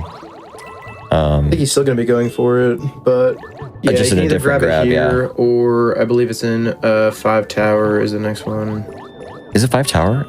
Well, maybe I don't actually know, but I'm not sure where the next one is. But yeah, he can grab another one later. Oh, he went for blooper skip and went for blooper skip. Unfortunately, losing the acorn, which isn't. But it's honestly not the worst place to lose it. I personally hate this level. I'm not gonna. Underwater. Yeah, this level's pretty bad. Unless you're playing the DX version of this game, where you can play as Nabbit or something. Oh my goodness, we don't talk about Nabbit here. No one ever played that game. But yeah, the Switch version of this game. I can't believe the shade being thrown here. I'm sorry. It's just there's just a lot of stuff that's like worse. I don't know. It's hard to explain. We're just not a big fan of Nintendo announcing, you know, a new mainline Mario game, and it's just a remake of this one. Obviously, it's not counted as like a mainline Mario, but you know what I mean. Yeah, I get you. It was a release, and it was really disappointing for Mario fans. Anyways, we got, you know, New Super Mario Bros. Is the longest cutscene, I swear. Like map level to level cutscene. This thing takes forever. We're not getting me versus Skip, unfortunately, today. NSMBU and NSLU are known for their cutscenes, which are very long, especially in NSLU. I don't know. I don't remember what the calculation was, but a lot of the run for NSLU is just like cutscenes of like the castle and stuff. It's crazy. So yeah, it's pretty fun for these games. This game isn't too bad, but it's a little annoying. I think we even get a little Toad cutscene here, don't we? After this world is introduced. Yeah, we get a little Toad cutscene after 5-1 as well. Oh my! We don't get that in DX, but this game is faster than DX because load times the loads are faster. Yeah, and also character. Wait, no, sorry, not this category. I'm tripping. I'm thinking about Luigi. All right, we got big enemies. This is crazy. I think he slipped up and hit the wrong enemy there. He usually has Acorn here, to be fair, so he's gonna be doing kind of like backup movement. And I'm not sure how much he's practiced this because I don't know how commonly he loses Acorn in that secret level. I don't know why I can't think of the name of that level, but the last level, the underwater one. Typically, you see runners getting past with Acorn, but those bloopers can be a pain, absolutely. Yeah, making light work, solid triple jump setup. I don't know if that's... Actually, that's probably a setup because, yeah. Well, usually you can get triple jump height with those spin jumps with the Acorn, so... That's a pretty good setup. Nice, dude. I didn't know you can do half this stuff. Making light work of 5-1. Moving on. So 5. Oh yeah, we get a little split path here actually. Whoa, no yawning until NSLU, dude. What are you doing, man? Oh my bad. Yeah, I think he's getting fire in 5-3.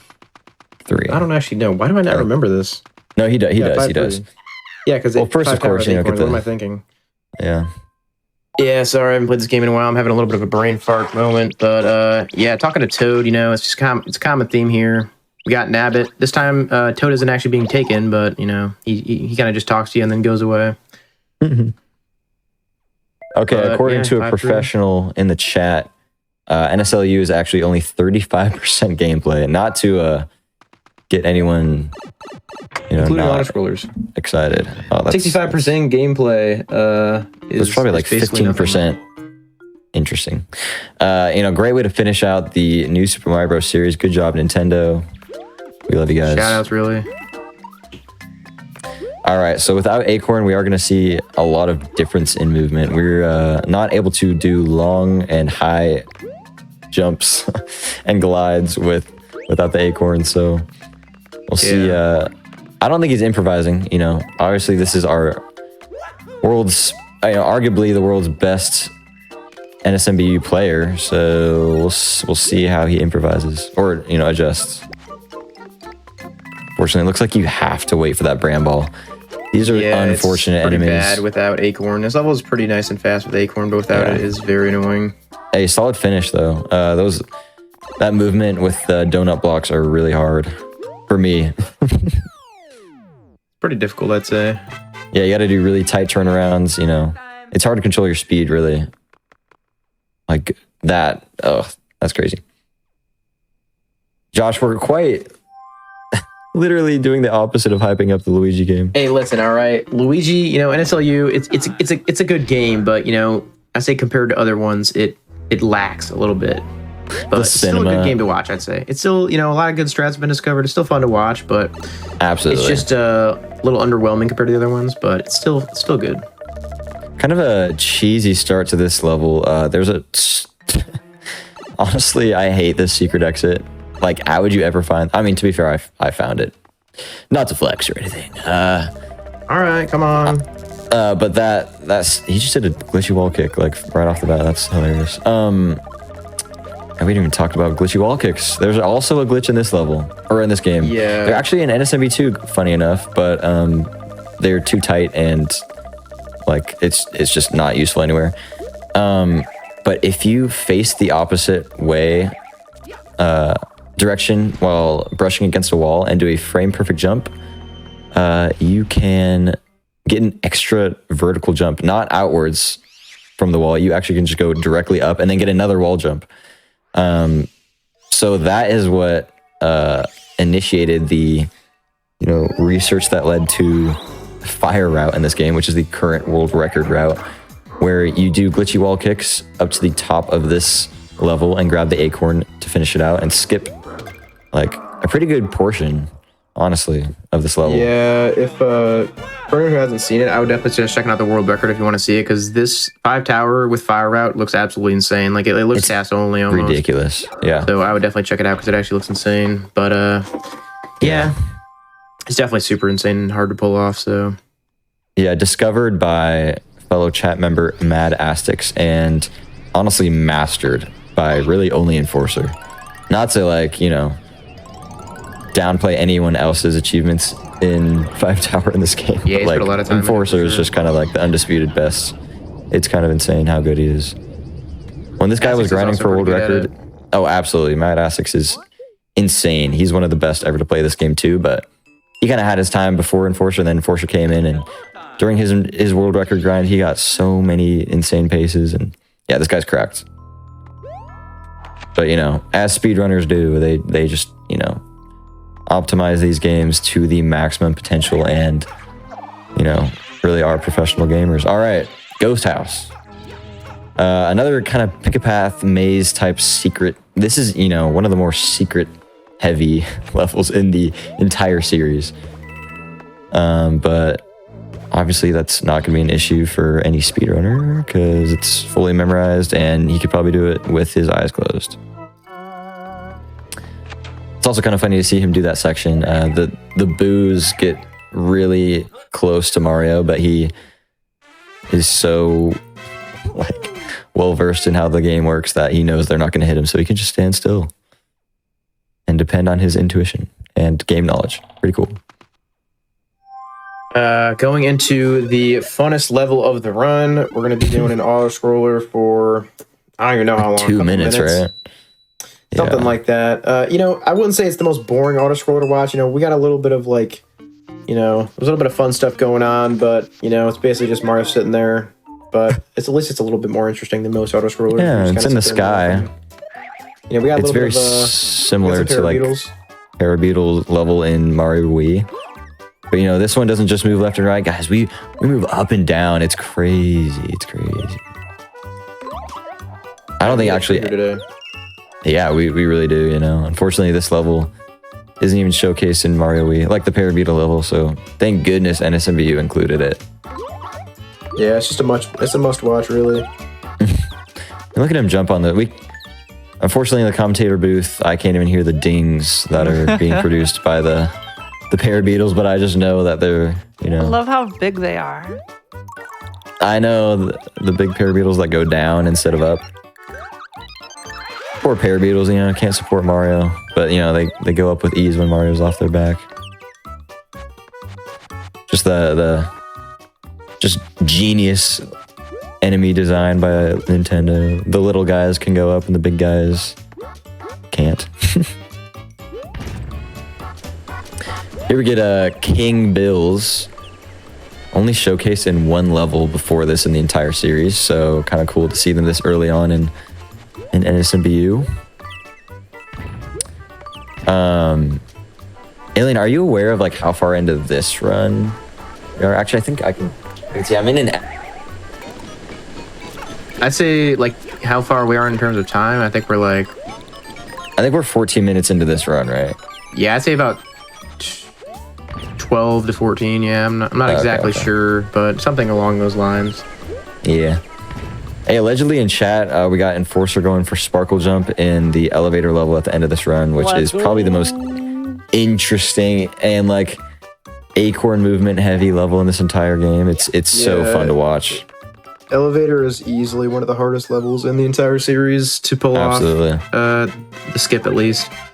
But yeah, hopefully we'll see a good one because it looks insane to watch.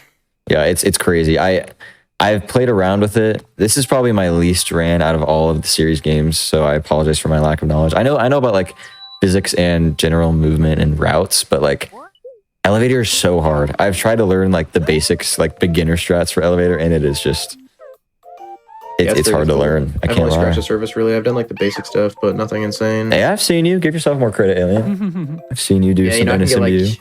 40 IGT off of record. I feel pretty good about it. Hey, yeah, that's pretty good. It's only 30 seconds off, Yeah, I think this is Of a my 1 minute favorite level. area in this specific game. I love the Marine class. Oh, Just yes. Very, very pretty World 7. backgrounds.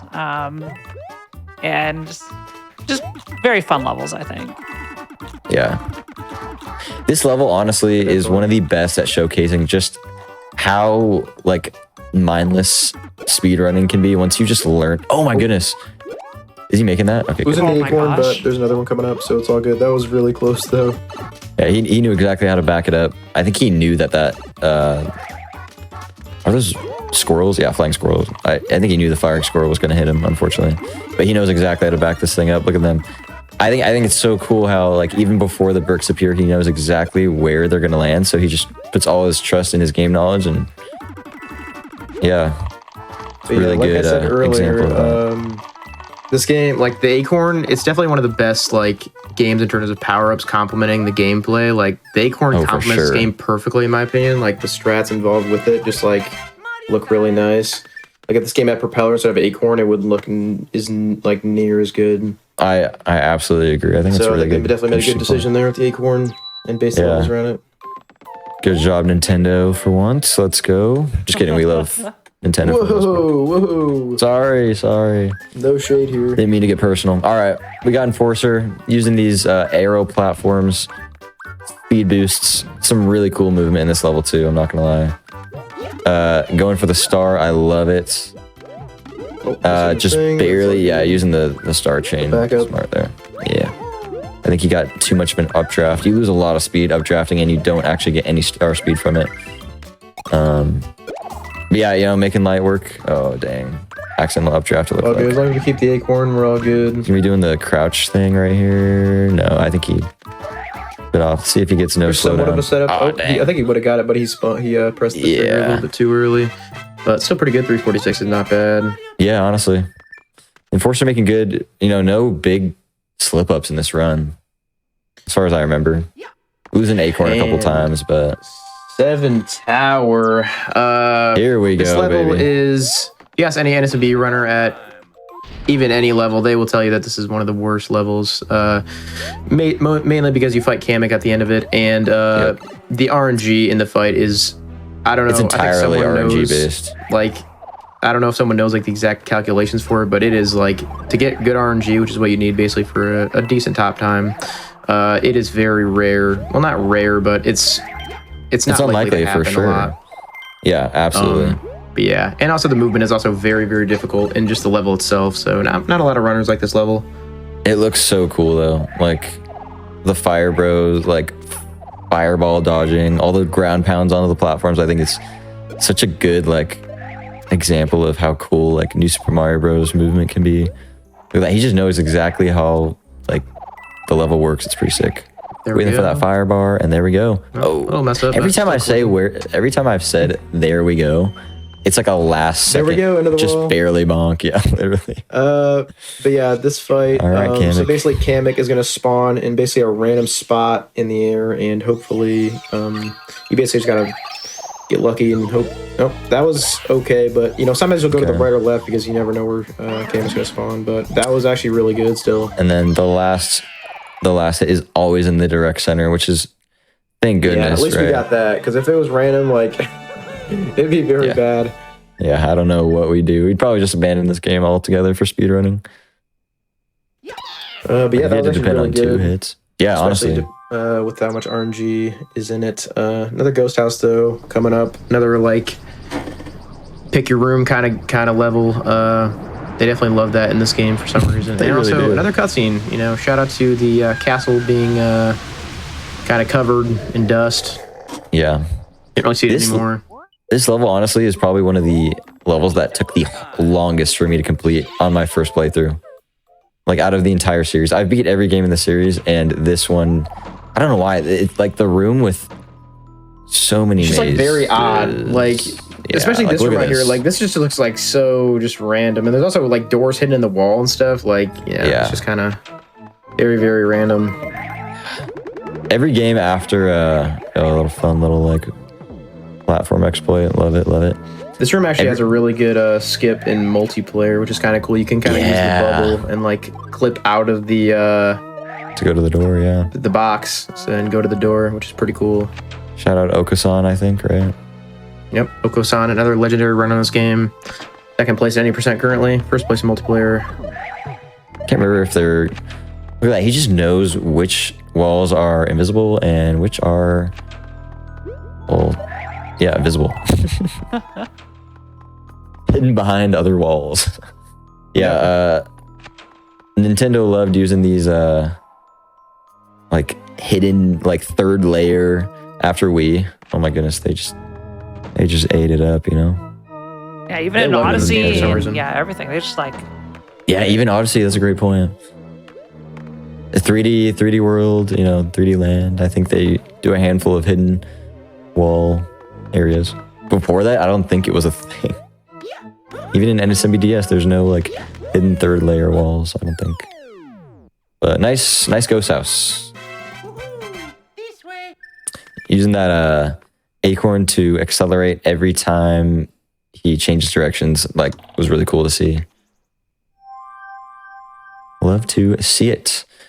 I would like to mention this is the first... Well, actually, no, we actually is the other exception. This game does not depend on what point in the flagpole you hit in terms of like animation after hitting the flagpole. Like, you can hit any point in the flagpole and get the consistent time, which is nice. I think in DS you have to hit like below 1,000 or something. Am I tripping? I don't know. I think so. I don't know too much about that game, so I could be tripping. But yeah, this level is cycle based. As you saw at the start, he kind of walked for a bit. That's just to set up the cycle. It's faster, or well, it just sets up the cycle. It's not any slower. But yeah, you got the fast cycle there, which is very hard to pull off. So that's nice. Yeah, it scares me every time, dude. The rest should go decently well. There's some small things that you can mess up here, but it should go well. There's a gliding right into this sledge, bro, that gets me every time, dude. I always think you're gonna get hit there. And the one before where you go under. Because I think in Mario Wii, their movement is RNG dependent, but not in this game. They move the same every time. So I'm like, oh wait, how do you know it's gonna jump? But this game is different, and I'm just too Mario Wii pilled, I guess. Gotta love it. Also, shout out to Mad Aztecs, another good run of this game, and found a lot of strats for basically naming every single individual enemy in this game. Like, even if it's the same enemy, it does have a different name more than likely. So, yeah, it's pretty awesome. You know, send him a DM on Discord to find out the names. You know. Yeah, because we don't know what any of these guys' names. I think I'll open the family tree for you. Well, you know, the government name of this guy is Ludwig von Cooper or something. I don't know the official Aztecs name. I think he just calls him Ludwig, but you know. Oh, it takes out the Von. Well, maybe, you know, I don't know. You know, he hasn't updated the family tree in a while, so I don't know. Also, George was the hammer bro in the back. Oh, for real? In the level. Of course. Oh gosh, we didn't even talk about overworld enemies in Wii and all the names that we gave them. Oh yeah, I totally forgot about that. We got Juan, we got Fred, we got Pedro. We got some names, and also the overworld enemies in Wii also have a little bit. We also didn't talk about RNG. Oh my god! I know, dude. We didn't even show. Actually, it doesn't matter 80%, so it's fine. You know, it's fine. It does. You save like potentially a second, but yeah, it's not even worth talking about. There's not much roll here. You know, we got a little bit of time. Hey, you're right. You don't want to talk about Bowser's airship Fists of Fury? Yeah, this is easily the worst auto-scroller in probably any series game because it is so painfully long. It's such a painfully long. Just nothing. It's the intro to the last world in the game.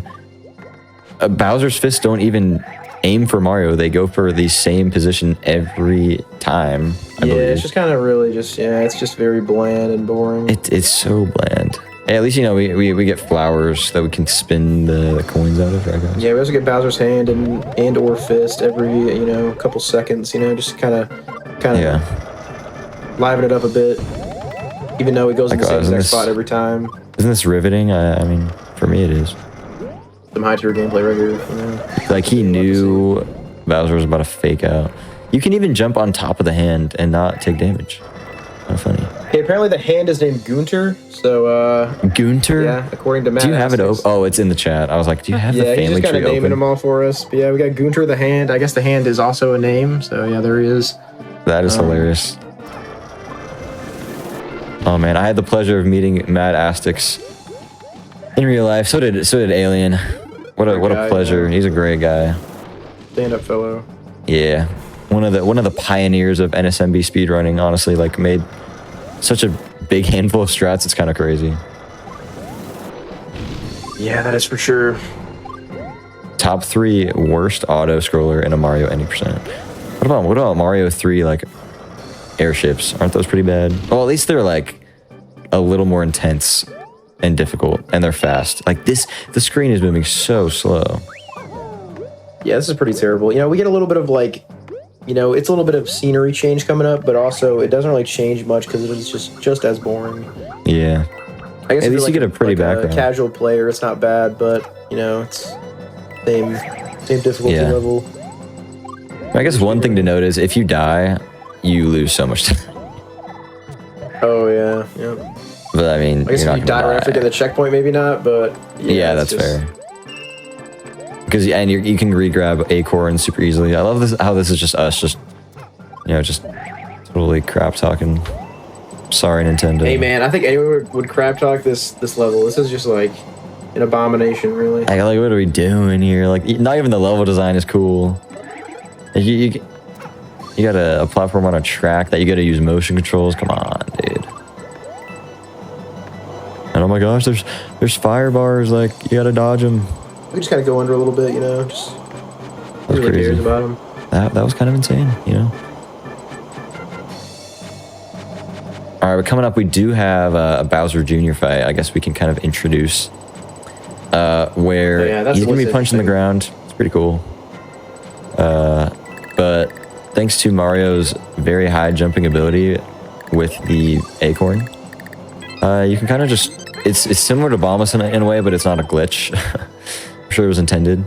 Oh, you're gonna see him go into the pipe. I think no, not into the pipe. Sorry, I totally just butchered that. Still gotta wait another 15 seconds because why wouldn't we? You know. Yeah.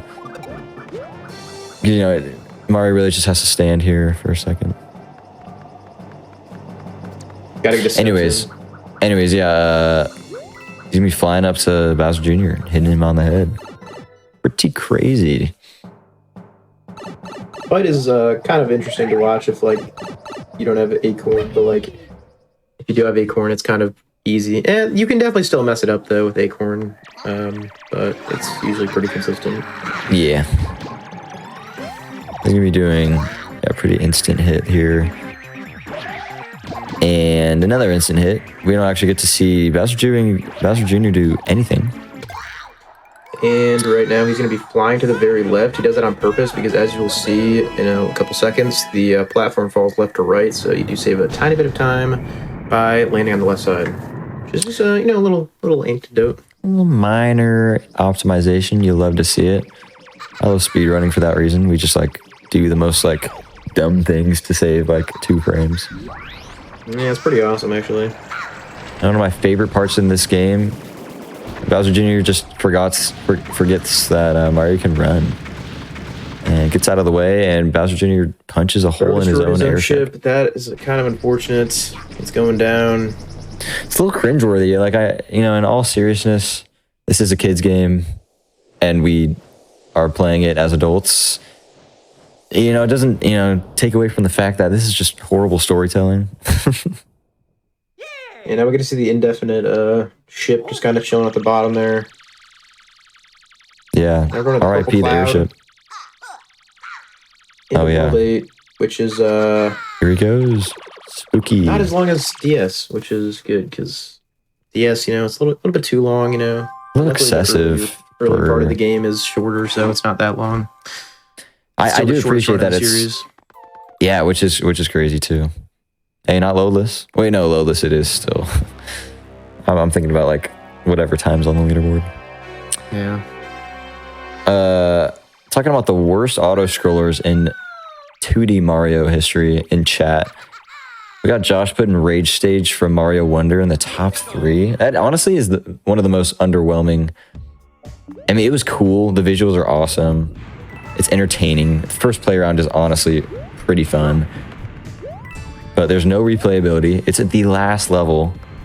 Like, it's easy. Yeah, totally. It's just unfortunate, yeah. Yeah. And he also brings up another really good point about Mario 3. We got so many in such a small amount of time in the speedrun. It's like, do any of them really stick out? Yeah. Maybe a debate for another time. Here we got 8-1. 8-1 is very consistent. You know, not much to really mess up. You want to run on that platform as long as possible when it's going forward momentum, so you can kind of save some time. But yeah, pretty consistent level. 43 or 42 is usually what people get. Yeah, not much more to say about that. Absolutely. Yeah, it was probably hard to tell, but he was getting a ton of speed by that like rocking platform. And it sways left and right when it's going left. He was jumping off. Because luckily it doesn't affect your momentum. You can just jump off and go back to main running speed. So now we got a kind of like 5-4 and NSB Wii, similar. There's like a bone coaster, but we're just going to be kind of skipping past it. Jeez, that was sketchy. Yeah, the acorn really shines here, dude. Love it.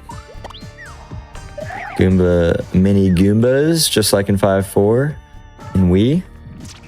And be going under these. Dude, I hate that Monty Mole section. Like, they just go right over you. Insane. Very clean skip. I love it, but I hate it. It's so sketchy. All right, love it, dude. Making easy light work of the last more world. levels to go, and one of them is, you know, they're actually all, well, 2 of them are hard. The next one is... Actually, you know, it has a pretty difficult star grab, so, yeah, we'll see if he can grab it. He's going to be grabbing a shell and throwing it at a roulette block that's kind of like in a weird spot. Yeah. There is a setup for it. Shout out to TASing again for the setup for that. Yep. Pretty sweet. Oh, he threw it on accident. He meant to... And normally you're supposed to glide a little bit with it, but... Is he doing this guy? Was it backup? Oh. Dude, no way. If he got that, I would flip. I think he just accidentally grabbed it. I think he's done a couple miss inputs in this run so far. I don't know if it's normal for him, but all good, you know? No star, but it's actually a really cool star grab. Not gonna lie. All right, but another pretty quick level. He's gonna be finishing up pretty soon, and yeah, I'm just excited for Ella. Consistent. Yeah, nice. I love seeing the glides right into the pipes. So satisfying.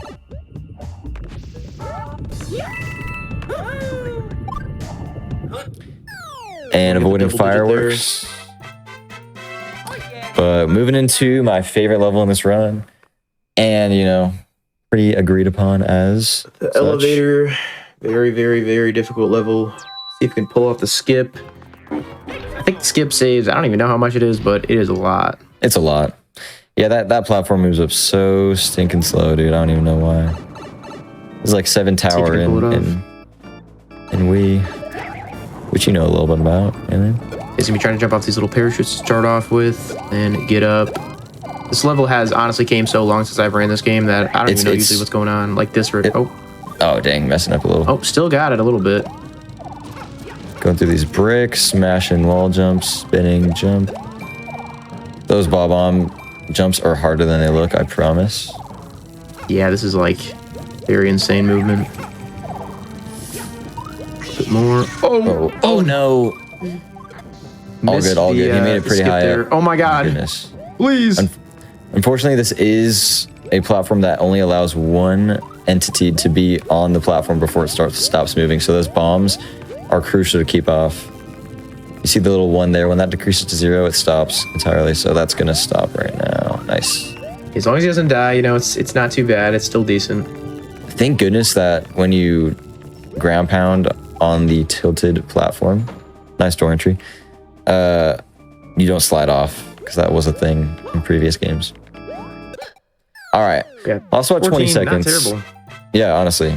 Usually want around a 340 there.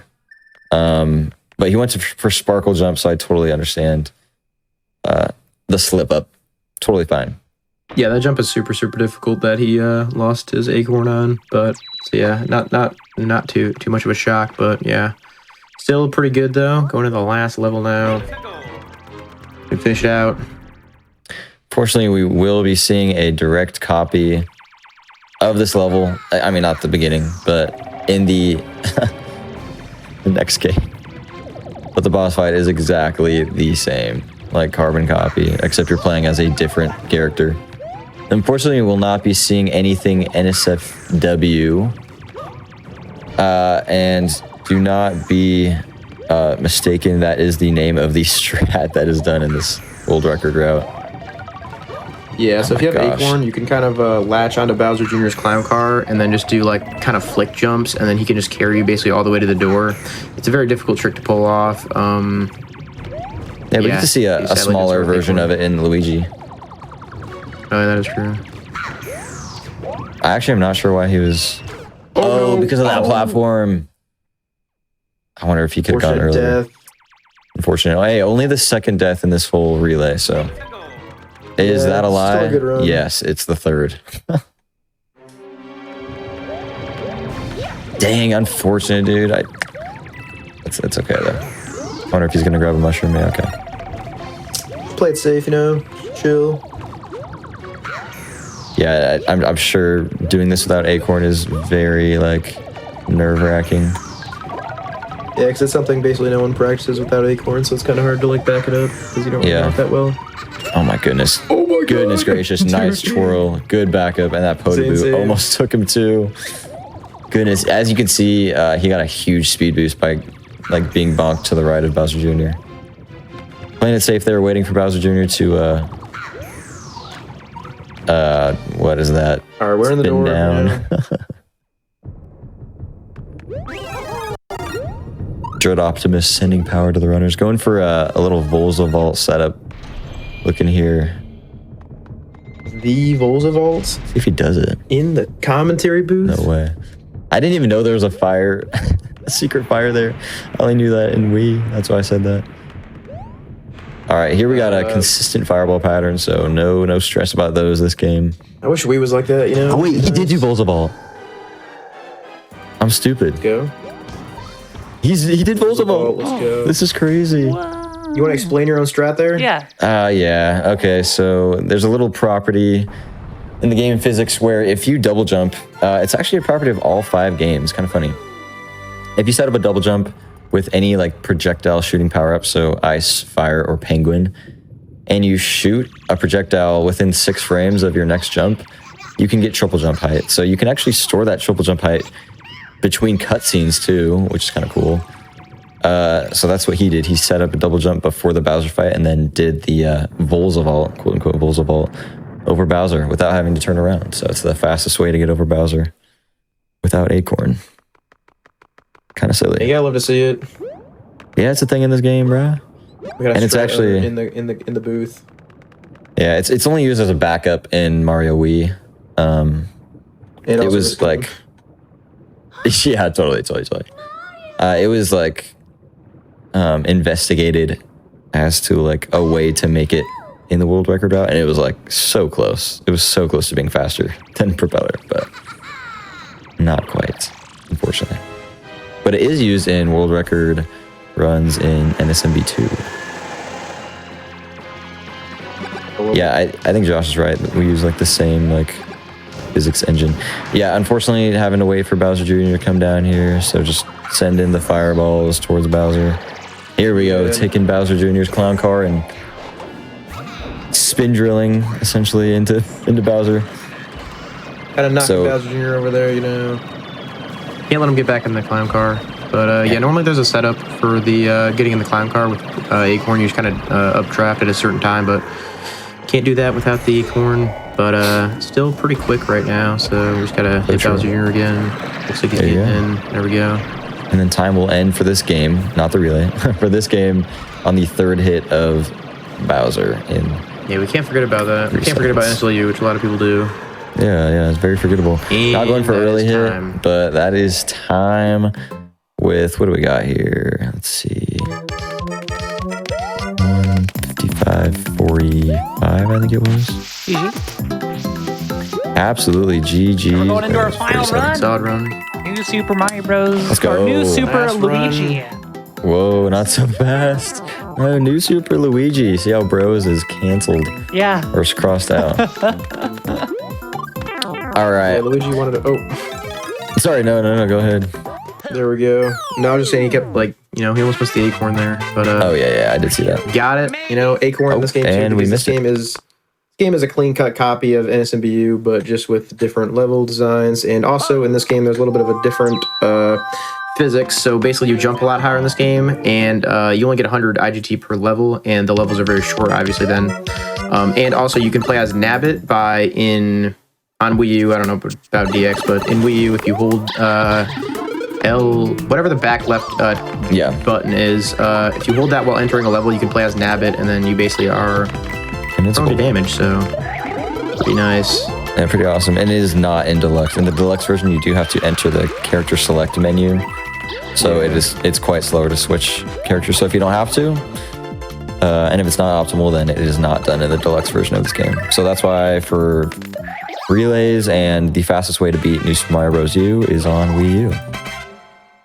And underratedly hard jump. Well, actually, it's very consistent for most people. Actually, maybe it was hard for me at the end of 1-2 there to get to the secret exit as Nabbit, but yeah, well done.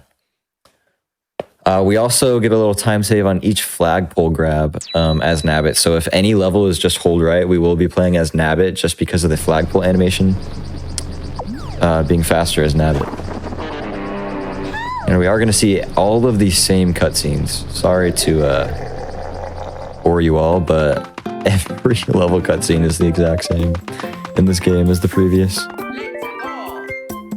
We get a lot of new movement. We're going to be Nabbit in this water level. Pretty epic. But Nabbit can kind of just run through this level. The swim physics are actually different from Deluxe, I believe. I think you're a little slower underwater as Nabbit in the main game. Yeah, in Deluxe you're kind of like, I don't know, it's different. You can basically like kind of run underwater almost. Yeah, it's really weird. Deluxe. It's really weird. I don't know what they were thinking with that game, but I know. Yeah, Some weird stuff. But yeah, using those bubblers. Very short levels. Similar to 8-3. So bad in terms of length. Not seeing much of it. Just kind of go through. They kind of designed the game. I don't think they actually had like speedrunning in mind, but like it's kind of just like a speedrunny type level design. Yeah, they're all 100 seconds. And by the way, this is the first game in the series that uses real time seconds in the in-game timer. All the rest of the games, they use like a weird fraction of a real second, like 0.749. Yeah, a real second. Also, another auto scroller, guys, or another long cutscene. Let's go. Let's go. I think this one's like almost a minute long just to get to the next level. And Yeah, it's not really even awesome. like any action. It's just the trail appearing. It's great, it Kinda really funny, is. And then we These pipes again. not only have to watch it appear, then we have to watch Luigi go like traverse the entire path. Pretty fun, I can't lie. Yeah, this is why I don't play this game. Just kidding. Honestly, there was an LTA of this game in the last year where like 6 of the best runners in the community did 90% attempts for I think like 7 hours straight, and that was a blast to watch because this game is really consistent early on. So you just saw a bunch of late game attempts going for world record. And I think we saw 3 improvements to the world record in 7 hours. So it was awesome. Also, you'll see Saria go for these what are called neutral vines, where he's letting go to the D-pad as he jumps off of these vines and jumps on these Koopas. So he's basically neutral for this entire level, just kind of gauging how much he needs to press 2 for each jump. Getting him a ton of extra speed, which is, I love this level. It's just satisfying. I'm getting an 81, I believe. I think he got. Pretty sick. Here comes Toad again, he can't stay away, he's gotta tell us what's up.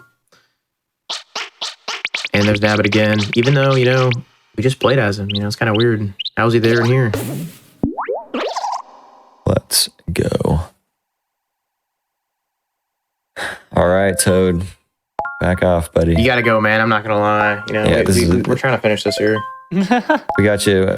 We got you in World 1 of Wii. We got you in the same position in the last game. Like, I think he's just trying to steal the show at this point. Honestly, like Toads are underrated in 2D Mario. We ignore Toads so much in Wii. It's so sad. Oh my gosh! 5-3. What? Oh my god! That twirl was honestly an insane save, but then I think he just failed to jump. Oh. Usually you want to jump off the bramble there, obviously. I think he just he didn't hold 2 for the correct amount of time. Oh my goodness! Wait, what just happened? Did he press the wrong trigger? Yeah, I'm not sure. Oh, okay, he's going for couldn't tell you why. He's going for this level instead. I'm not. Oh, because he doesn't have Acorn. He doesn't have Acorn. Oh, yeah. For 5 Tower. This is the fastest backup. Yeah, because I forgot. I was like, dude, you're an Abbott, like, doesn't matter. Without having the Acorn in 5 Tower, it's very slow, just like NSMBU. Yeah. I'm not sure if this is short the levels are. Gonna be faster in the end, but oh man, those brick blocks are wonky. I think it's honestly for the showcase. This is way better. Yeah, we got to see these, epic strategy and technique being showcased. Just like I said earlier, it doesn't matter about the time as long as we see the swag, the gameplay. Exactly. Yeah, Amen. that's what I care about. Me too. That's what we're here for, really. As a speedrunner, it's hard to admit. I want to see the good time, but no, I'm all for the strat showcase when we get the chance. I think this is the first NSMB relay on a GDQ event, so pretty cool. Hotfix at least. Yeah. Correct me if I'm wrong though. All right, going for less. Absolutely. I think we saw a pretty good left side there, is what we call it. For tower. Yes, sir. Yes, sir. You can go on the right side too, but it's a little bit slower. I don't think by that much, but top runners, kind of want to go on the left side. I think they recently discovered a strat for Nabbit percent for right side, I believe, like a P switch strat. Could be wrong, but just your classic boom boom. Just using Very a visual cue. Fight, I had a lot of fun watching that. Gosh, what is with Nintendo and like really boring boss fights? That's a 2D Mario game, right? Can't expect too much. Yeah, It's kind of how it has to be, really. I Wonder did pretty good. I'm not gonna lie. Well, in Wii, it's not bad because the towers were like the castle boss too. So you're right. They're all different. A and DS actually had some pretty cool castle bosses, but we don't.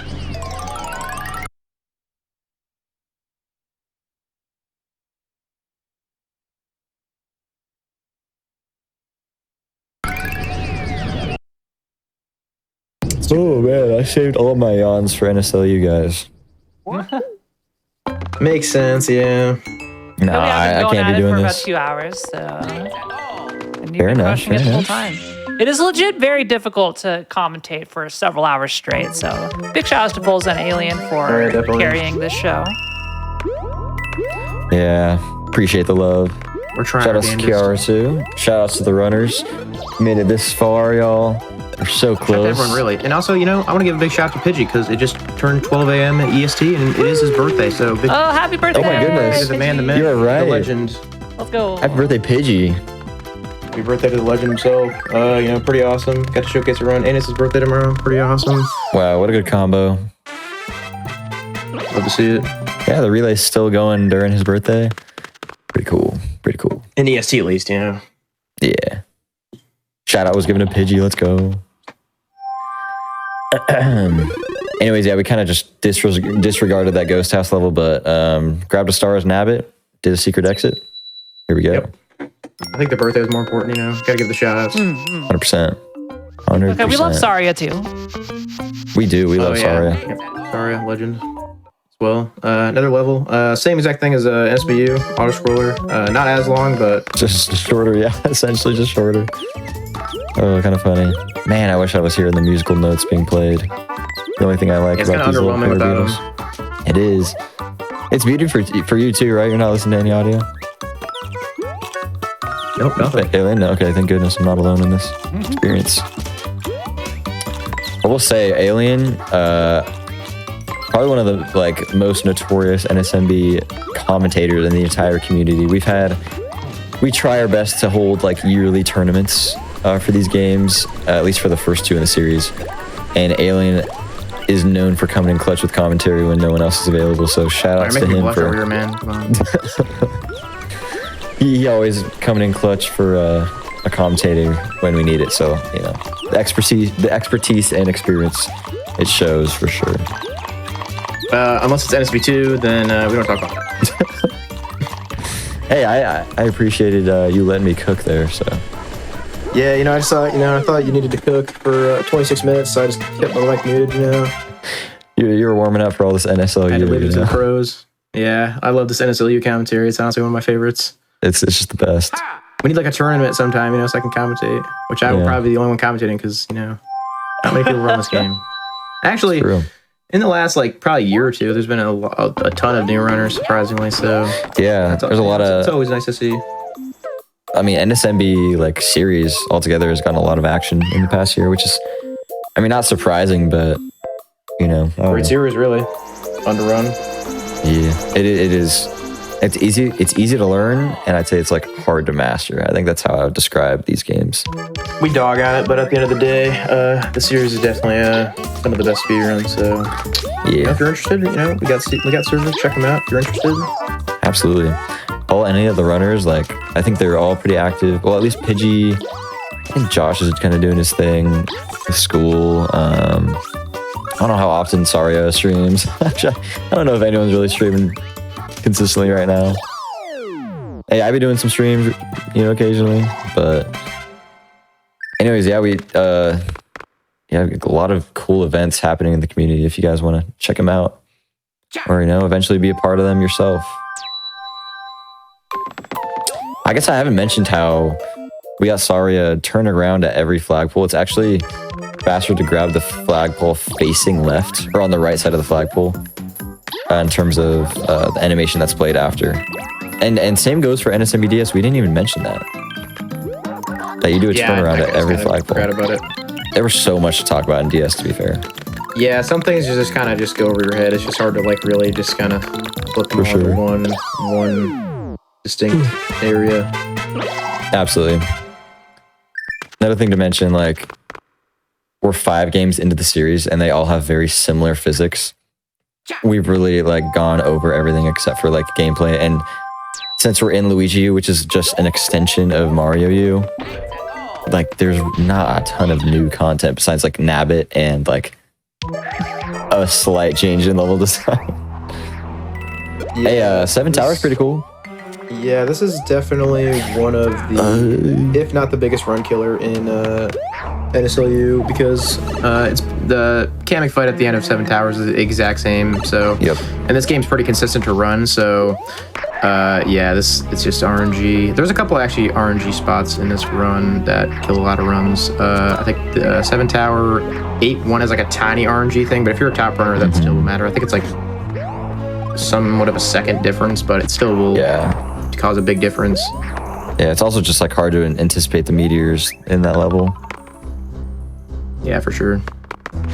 But just a really awesome additional fact about this game, or about this level. You got the auto scroller that I just finished. Just packing on the. The game loves slipping them in. It's just great. Auto scroller plus Kamek. Nothing better.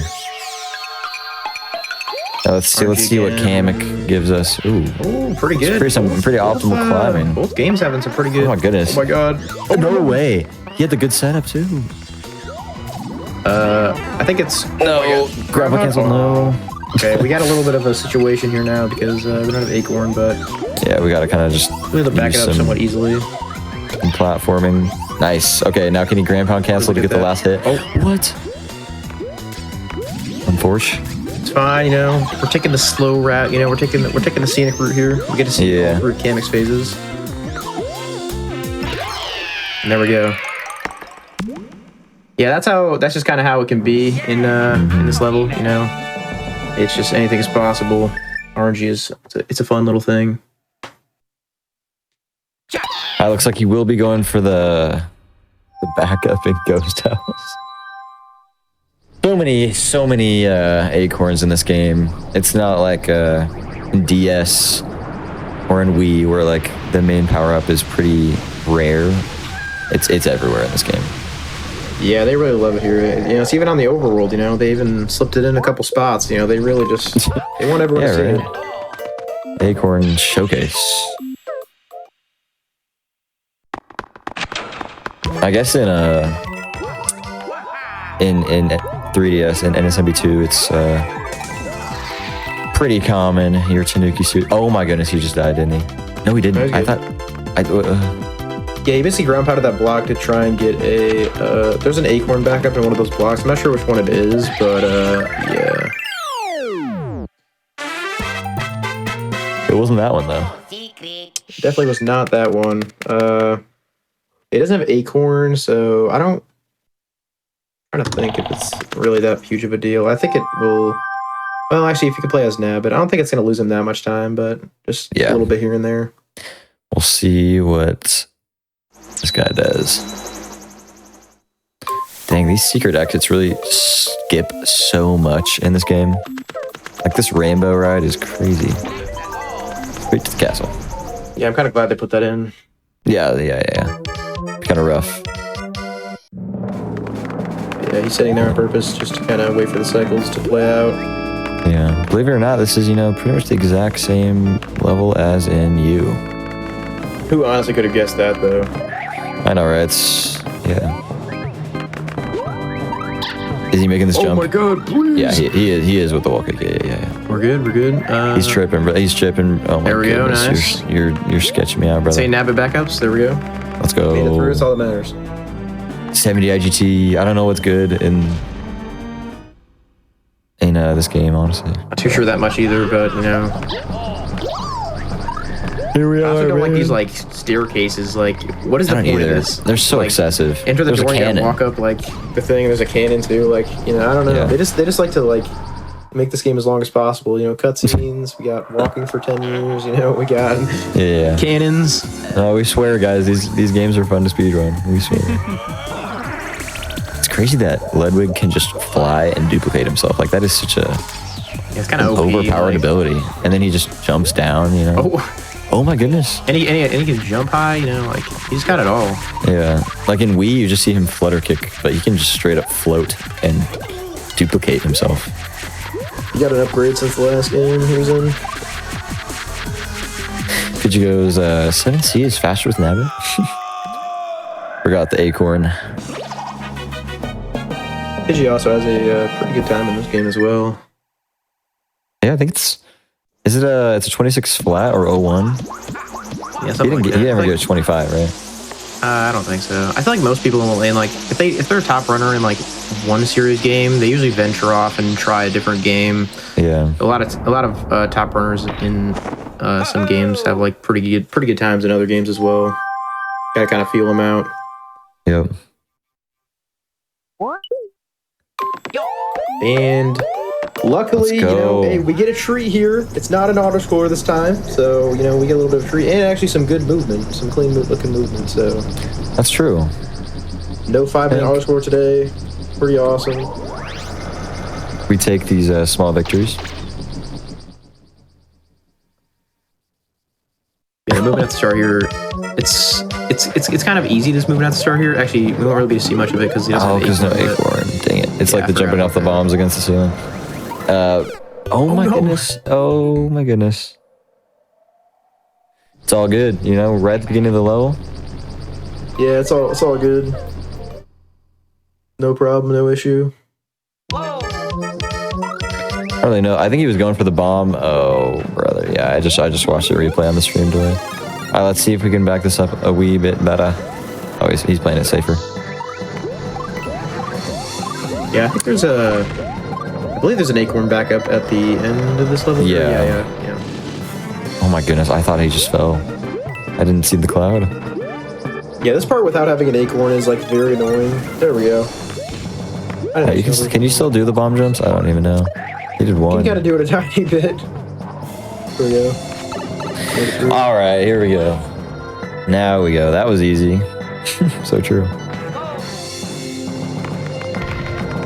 A little auto scroll here, but luckily for us, it's very, very short.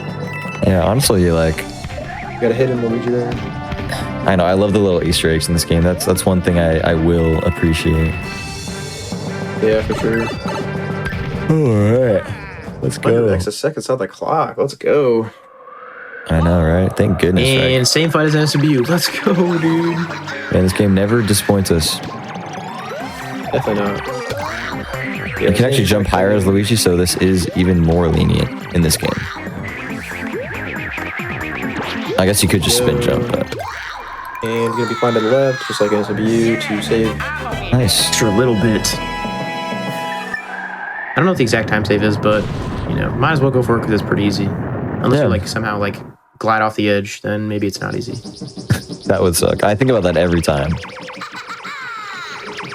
Hey, Bowser Jr., by the way, Luigi can run as well. He didn't learn since the last game, you know, he's got to do it again. I know, same exact move.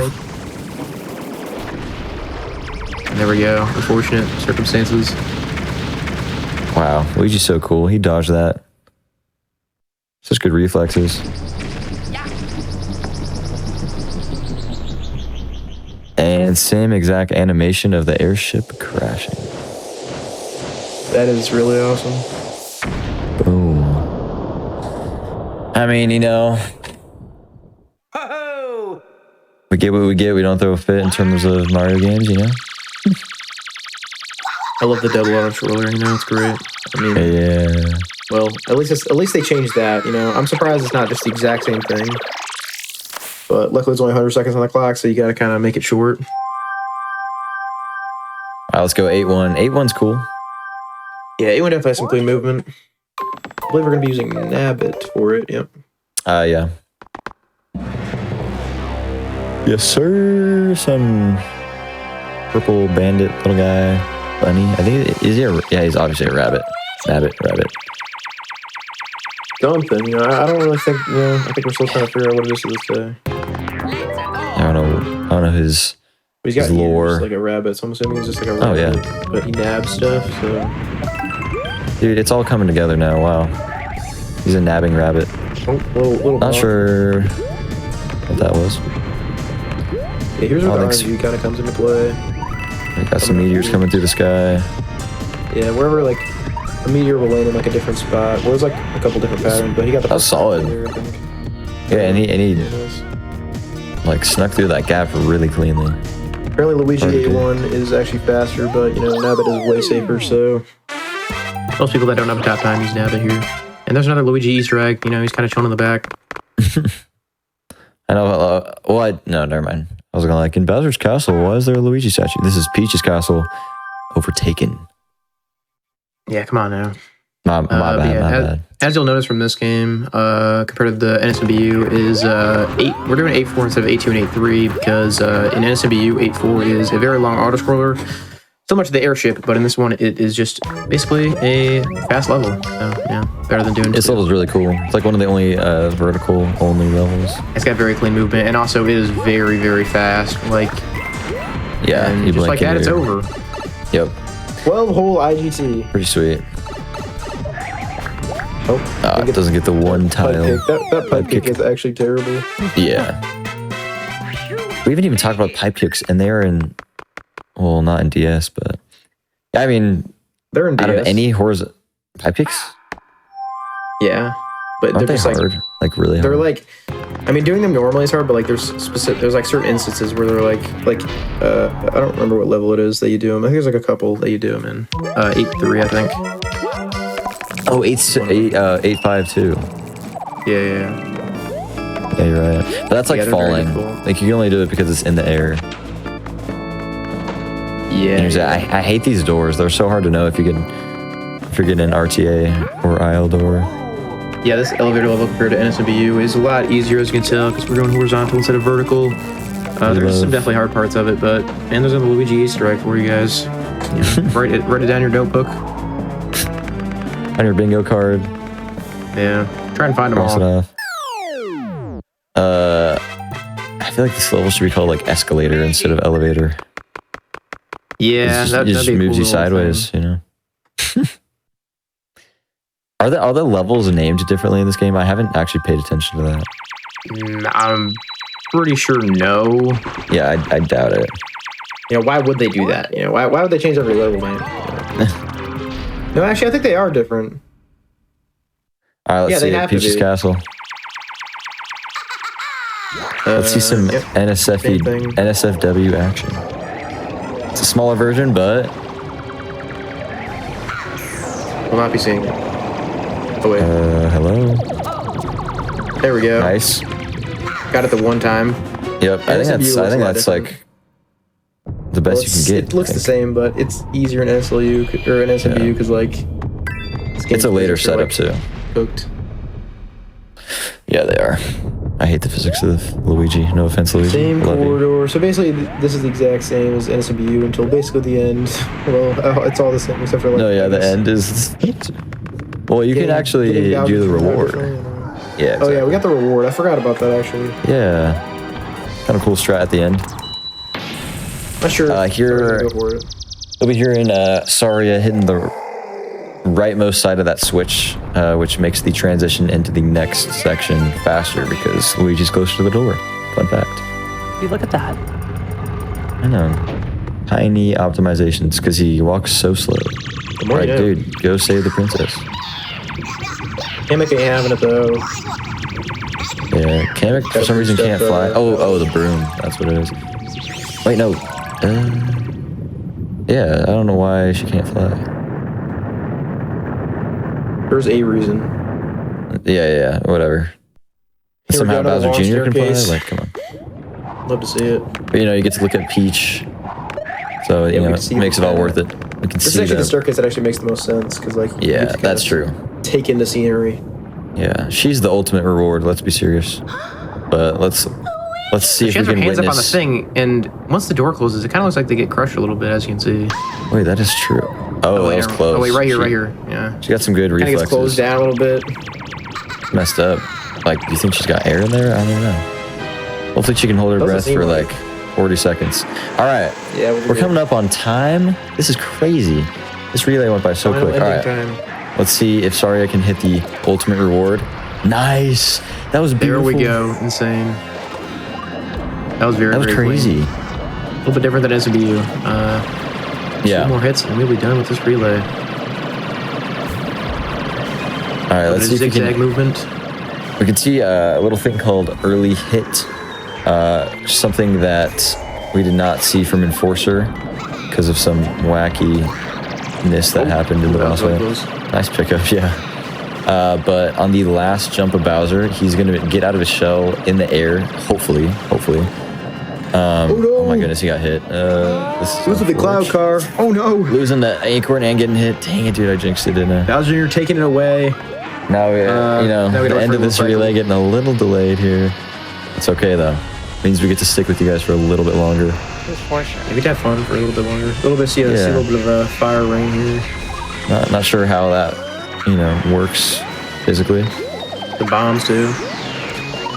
There we go. Grabbing the clown car because, oh my goodness, the fire. There we go.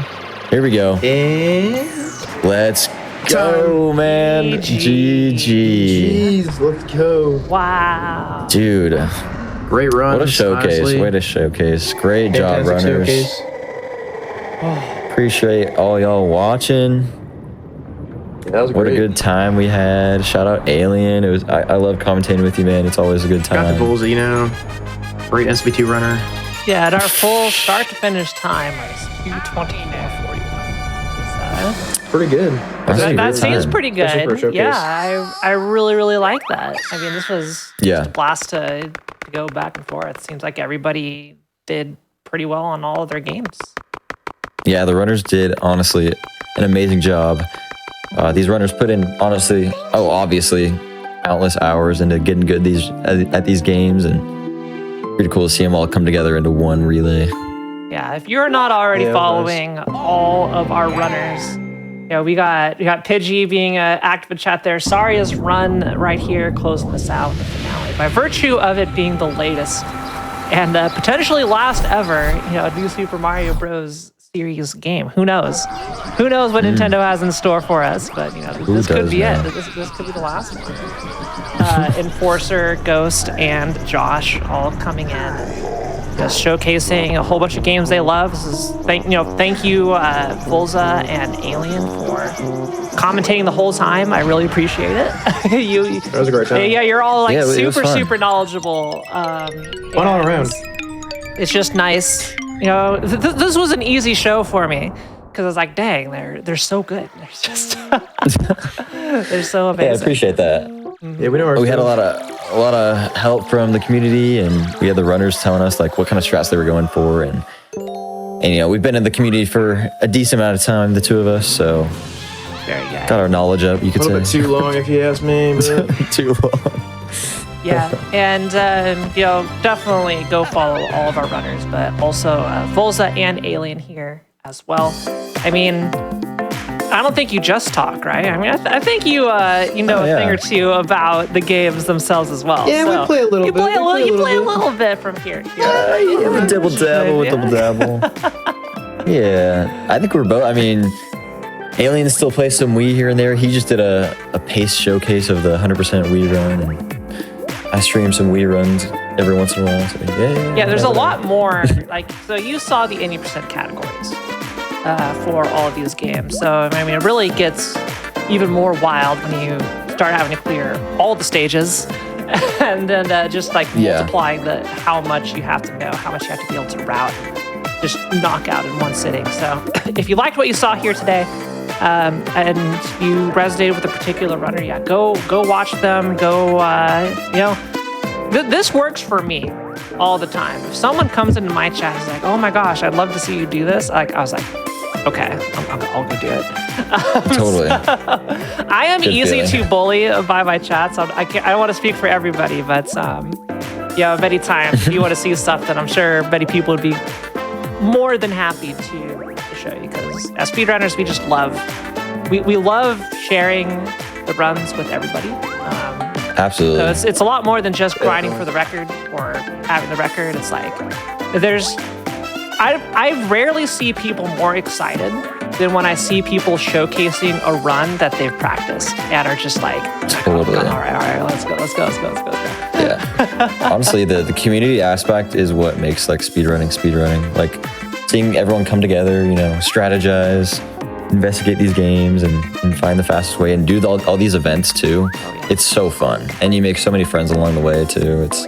It's pretty cool. And I mean, with an organization like Games Done Quick, like you can even make like a huge real world difference, which is crazy. That speedrunning has that ability. It's really cool.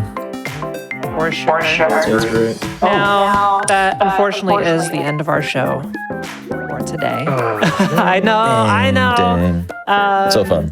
Though, maybe in the future we'll have to get, we can reverse the roles. We get Bulls and Aliens do a 100% run or something, right? And then awesome. we'll bring some of the other crew to join me in the commentator booth or something. It'd be fun. It would be very fun. We can do something like that. Anyway, I don't want to keep you here all night as much as I would Did you hear like to. that? Sick. Again, everybody, thank you so much for participating. Special shout outs to Ghost.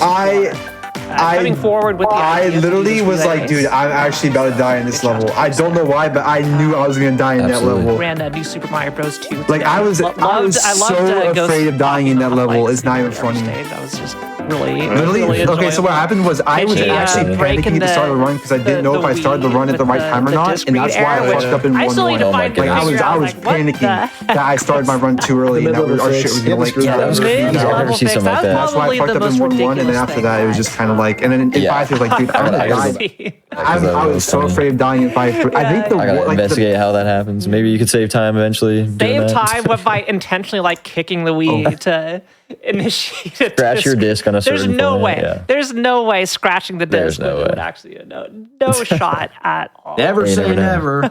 Never say never with speedrunning. You never can say Oh never. my goodness. Anyway, Dang. I just want to give one final shout out to everybody. Go follow them. But before we close out tonight, just a couple last minute announcements here.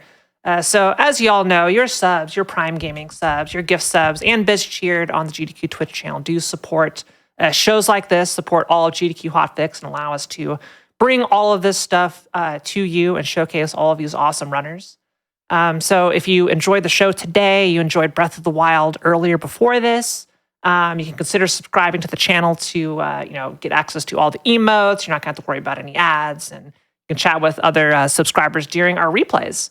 And if you missed out on the special earlier on with Breath of the Wild, or this episode of Game Masters with the full relay, we will be doing a full rerun of both of these right after the break here. But tune in tomorrow, because Skybills is gonna be coming to you with another episode of Random Number Generation, and the final episode of Time Capsule. It's gonna be tomorrow at 7 p.m. Eastern. So you want to tune in and send off Smooth Operative with a bang. I'm sure it's gonna be an awesome, heartfelt show for them tomorrow.